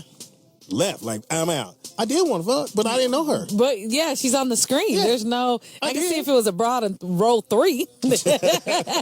Oh, my goodness. I remember one time going out to dinner. You know, you zone out when you see something you like. You zone out. So I roll it with her like, excuse me, sweetheart, if I buy you a watch, will you spend some time with me? And I look back like I was talking to one of the homies like, yeah, I was a cold. Like, oh, sorry. What did she say? She just looked at me like, oh, that's what you be doing. I ain't in the car. Oh. You really forgot? I really forgot. I zoned out. You know, you see what you like. You like, oh my. I just, hey, excuse me, how you? With her. And then I turn back like it's the homie right there. Like, that was a cold. Like, oh. Where you want to go eat? Oh, that's what you be doing when you in the car, huh? Oh, wow, that's terrible because we do you ever too. did that? Ever do what? Like, see a dude, but you with somebody else and forget he there? No, I've never forgotten he was there. Oh, okay. You do the women, we just do the smile like, hey. Yeah. So, but that's when you know it's something else going on. If they introduce you like, hey, this is it do get like that. I've seen a lot of men be in the car and I'm like, this nigga's about to break his neck with his bitch in the car. Yeah. Excuse my language, but that's how I be feeling. Like if he don't turn around and then they want to fight you and you ain't doing my No, the funniest one's like, if you're in a mall or something and the guy is walking with his girl, and, you know, you just doing your thing and you walk and he looking at her like, you better not look at that dude. Now, I've had that happen. Yeah, right. Let's see what dudes do insecure shit where they walking side to side and they see another dude, then they want to hug their girl all of a sudden. So No, I had this when the girl was driving and I guess dude was laying down in the seat. I'm looking over like, hey, what's happening? My man rolls up, nothing. Right. Light green. The one I hate is when the dude is walking with his girl and she got ass, but he do that little fall back where you can't see the ass. ass. You're like, this it. They be ass blocking? Yeah, man, give us eye candy, man. You was walking side by side, you see it, then you want to fall back. Oh, this Latinos do that. If they walking with their girl and they grab them up like clams. Yeah, because they know the brothers be clams. Yeah, clams. And it be a few white dudes, they'll fall back. But normally the brothers we be like, yo, show that nigga that ass. You know, we don't give a fuck. Right. And be rude because my the love of my Sorry. What? Anyway, my high school sweetheart, we used to be out, and he was a Native American and Filipino, so we would go out, and brothers would be like, he don't know what to do with all that right there, and then I would have to calm him down because he was a firecracker, and they didn't know that about. And he would just get so mad, but I'm juicy, and they always be like, he don't know how to handle all that. He don't know what to do, like all the time. No, he didn't have a ponytail. Oh. Okay. He have like 2 ponytails like the Indian? That's not funny, Mark. That's actually ridiculous. But that was back on you the see how mad I got? days. We at the mall. You on the top tier. The dude be walking down the mall. He said, damn, you got a bad bitch. then you lean back. Yeah. Who's saying that from up there? And then we can't blush because then now we in trouble. So we got to act like we ain't hear that shit. But we want to see who said it. Yeah. Say that for an argument. I can go back to the mall. You heard I was a bad bitch. Hell yeah. But you need that. I used to walk if I wasn't feeling good, I would put on an outfit just to walk to the store because that's where all the brothers hung out at. I'm like, I'm walking to the store. Now, you ever see a guy with a girl and you trying to figure out there's one girl I met, she was with 4 dudes, but that ass was stupid. Mm-hmm. The stupidest ass in the world. And in my mind, I gotta meet her. I felt like they wasn't with her. So I waited for her to get up and she walked past the table. It was at Denny's. So she walked past me and I went, how you doing? She said, fine. Oh, move out the way. Because I figured she spoke to me. Right. Yeah. Must be good. Yeah. So I jump out. And I'm like, hey, how you doing? What's that? No, you left your pancakes for real? Yeah. That's stupid motherfucker. So I got my card ready. That's why I used to really have my cards. I'm like, bam, I'm a comedian, Speedy. Whoop. She's like, oh, okay, I like comedy. I was like, who you here with? No, by my coworkers. Alrighty then. Yeah. The best ass on and cracking. But I took that chance. You found that one dude that really had a crush on her, though. Yeah, because there's always one in the group, because one of y'all in here like me. Speedy. No. Yeah. No, you cool. There he is right there. Oh, that's the fourth one. I didn't see him over there. Yeah. But when you said that, he was looking around like, who gonna hear what he say? No, he gonna say right there. That's a chicken hawk right there. And what is Mark going at me? Yeah. So I was the chicken hawk in the group. For those who don't know, we're talking about our photographer who has the Cool Guy P. Yeah, has the manifesto on Mondays because he's lonely. Yeah. But apparently not. Well, I hooked him up with one of my homegirls, but she's not here. She had heard the manifesto. They've been talking, but she's supposed to come down and visit me, so we'll see how that happens. She's gonna fuck it up. He probably will. But I talk. Wow, what positive energy. I talk really good about him. She's excited. Fuck that pussy She likes that kind of over weird type overbearing. Nigga. Over weird. She said over weird. Hunt me down, stalker, love you. Chris, you ain't overbearing. You just want a bitch to like you back. What the fuck is the problem? Get in there, Chris. My bad. I mean, that's all it is. I just want somebody. What to is love the me, problem, man. though, Chris? You know what I'm saying? When you put his dick in, want your legs open. That's all, nigga. Just open your Pretty legs. much. No, you know what it is? I'm a Gemini, and Geminis love too hard. Do we? Yeah. I'm divorced twice. Like you're the first Gemini on the planet. Well, we love to. I just came down here and we love too hard. When's your birthday? June 14th. Anyway. But yeah, 2 weeks after me. Hopefully it works out. You don't feel like you a little bit have a stalker thing? Like you a blanket? How do you be judge honest? that? When you in the be moment. real. How do you admit that? Yeah. Right. Because I pointed it out to him. I was like, you almost like a blanket, homie. No? Nah, I can't see it really. Right, exactly. Okay, what did your girl tell you in Philly? Put that shit up, man. Which one, nigga? That's the first one. Tommy, nigga. How about that? The one that broke up with you. The one that broke up with me, well, after we dated for a year, the relationship just got boring. Okay, and she said? Maybe he didn't want you to tell all that. Hey, There was a person. he's all right. Yeah, this dude right He here. got a manifesto. He could tell what. Oh, you do got a manifesto. You put it out there. She said you was a little clingy. Was you living out here, right? No, that wasn't one who said. Okay, which one said that? She was What's clingy to me, and I just had to fall back because I had a lot of shit going on in my life. I was like, I just gotta leave you alone. I just finished my girlfriend. My girlfriend before that, we dated for about a year, and then afterwards, she just the relationship just got too boring. So on her end, Yeah, she got your more boy. for me because I just got real comfortable. You just keep taking pictures of trees and shit. I got all these fucking squirrels in the picture. You was gonna eat the whole hoagie, huh? Who the fuck ate my Philly cheese? You used to let me have a bite. I think he'll do the fallback though. If his girl got ass, I can see him doing the fallback, so can't nobody see it. So we're gonna see. She from Seattle? She's from Seattle, and Seattle girls were really nice. So it'll probably. Why does Speedy know you put it to him like? Because he's love. He ran through Seattle. Oh man, what? He hit my mom twice. Yeah. Wow. Move that wheelchair to the side. Maybe we'll bring her in. Your Bring her mom? down. You ain't do it in the chair? No. Nigga, if you ever say something crazy to my mom in front of me, I swear to God, I'll deck you right there. Her fists are bald right now. Yeah. Yo, look at my sailor word. Bald right now. Oh, deck you. in front of my mama. He getting decked. You ain't gonna. Yes. Listen. You gonna bite out of this pimping. That's what you gonna do. Oh. Bustle whoop your ass. I'm convinced. I'm not. I feel on her shoulder every day. This motherfucker is strong. In order to hit me, you got to be near me. I'm not gonna stand there and get hit. I'm gonna be across the street like, what? Hit me from here. She ain't no bumblebee. You ain't that tough across the street. Right. Yeah. Swing from over there. I'll be waiting. In order to get hit, I got to be near you. It don't matter. Nigga, well, then I'll just come back with a jar of bees, nigga, and throw them at you. Oh, wow. Bzzz, gotcha. How's your kryptonite? Foiled again. Okay. Don't let him out the jar. They gonna get in my ice cream. I'm gonna let off one bee. It's gonna be a warning bee. Just don't fuck with me, Speedy. Or I take this whole lid off. You see the bee come back, you go, this is where is he? Where is he? Yeah. Fucking bee. Anyway, thank you, Manifesto. Yeah, we'll get you. Hopefully you find a girl. No problem. There's gotta be somebody in LA that Is love real? Is love still real? Yeah. Yeah, it is. Yeah, I'm With in social love. media, is it still I'm real? in love. You in love for real? With the Cocoa Puffs. He's in love with his wife. Well, you said I'm something in earlier in the love show with that the now you're able Cocoa. to watch the TV at night. So what was it, a cuddle thing? That you was missing cuddle time or something? No, it's the married game is a motherfucker. There ain't no handbook for this shit. Okay. I don't give a fuck with nobody. Ain't no handbook for this shit. Everything is brand new. It's like, so we gonna stay home? Okay, let's go out. So we not gonna stay home? Okay. So let's stay home. Okay. Everything changes. The line moves every day. You constantly I believe practicing every to fucking day. like each other. Yeah. Like, you're cool. And can't nobody go home. That home is both of y'all. Just we here. Like I used to be able to argue. I was great at arguing. I motherfucking bounce. Okay. I'm terrible now. That's why man kids. Okay. I'm terrible now. I argue now and they'll be like, all right, cool, whatever. I fucked up. I give in. That's why, like, with people from me, they ask me, will I get married again? I'll get married again, but I don't want to really live in the same house. So my question to you is, do you go on the 405 and just get stuck in traffic so you don't want to go home early? Here's the weird shit. Let me go back on the south side. Baby, you wouldn't believe I know you're not going to believe this, but there would just be.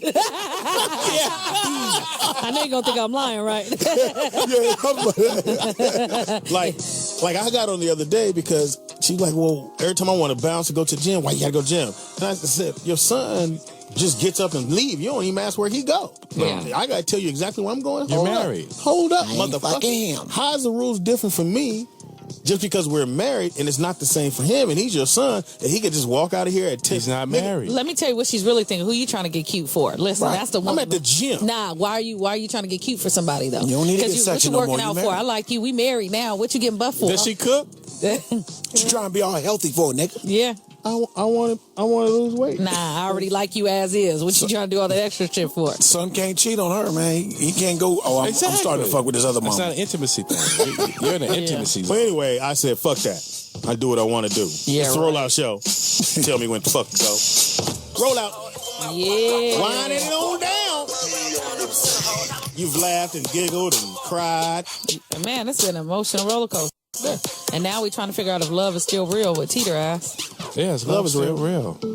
So you're going to inform everybody that what's thicker than blood? No. But what I'm saying is, with the whole social media thing, because you can get anything you want now online. Yeah, you can. So the intent or the willingness to get to know somebody is, like you say, the girl killed her man because it was Women Crush Wednesday. Women Crush Wednesday. Like, that's scary. Yeah. So if you meeting a woman on the social media, so it's like if you met her there, she already got her pictures there. So another dude's seeing the pictures or whatever. So do you shut all that down? I mean, that's what I'm saying. Yeah. You gotta shut that shit. You gotta shut it all down. Okay. See, a lot of people shut it down, but Facebook then is what do you ruining a go lot of for relationships. entertainment? Because we can't shut our shit down.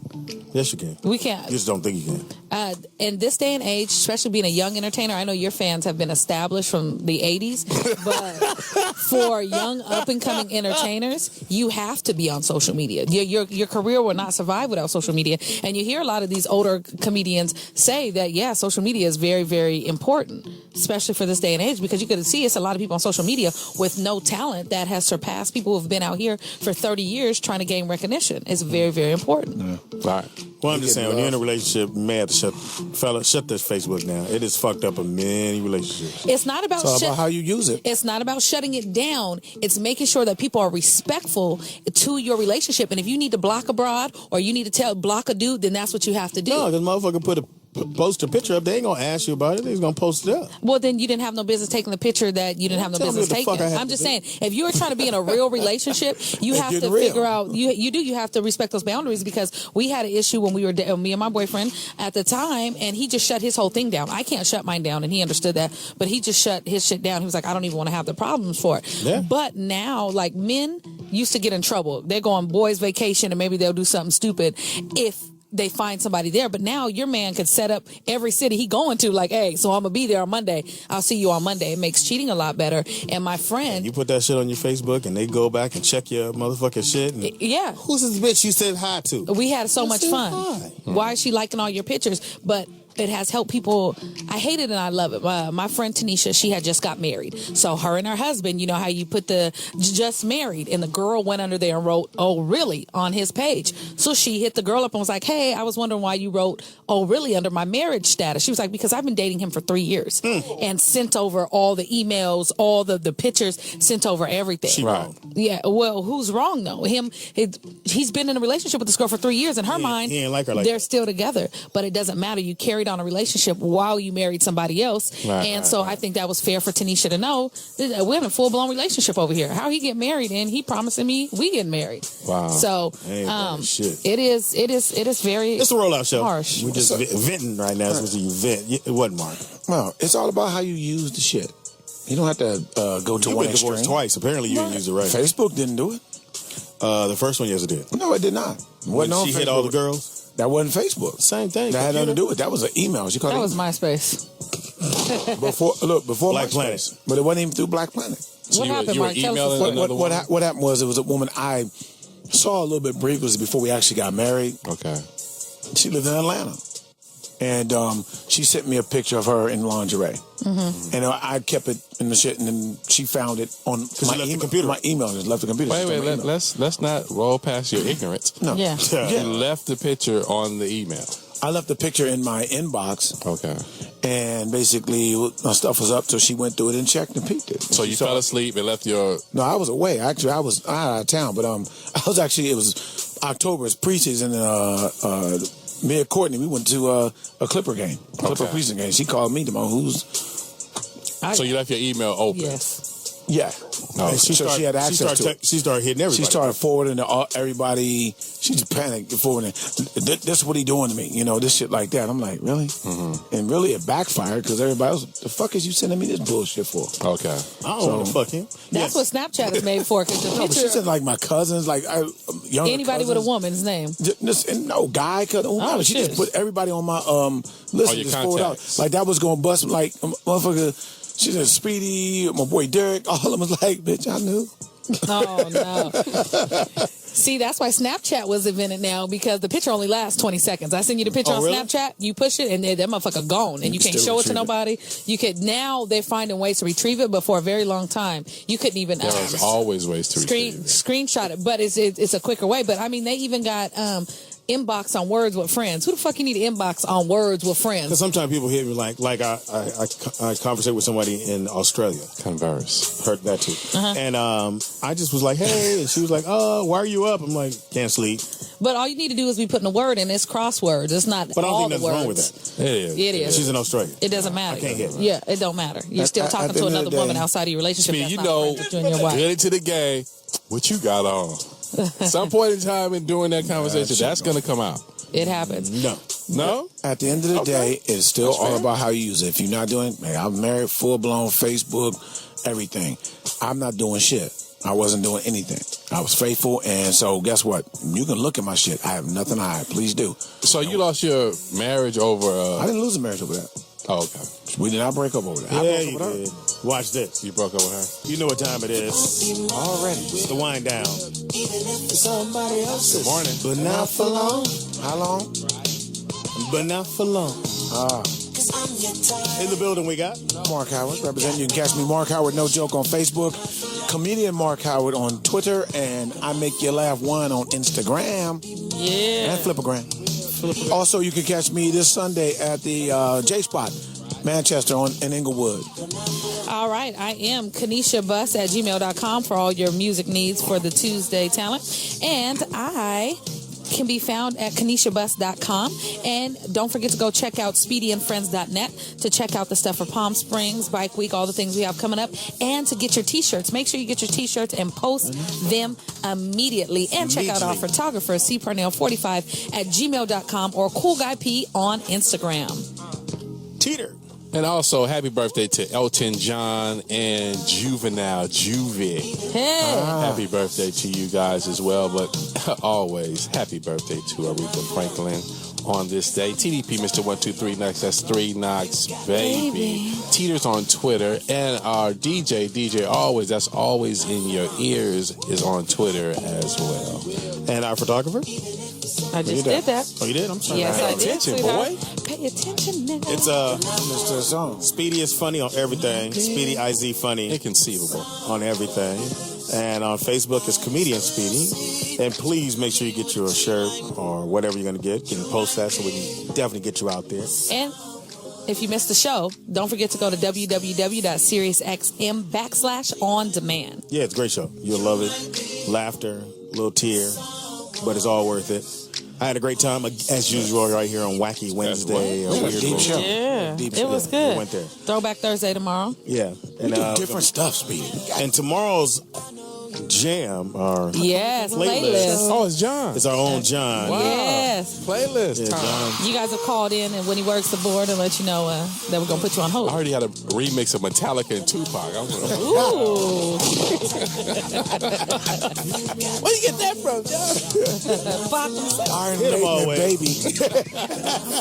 Oh, snap. You might be Listen to another show, but I still see that you want to be with a nigga like Speed. And Oh, For me, yes. no one else. I know you know.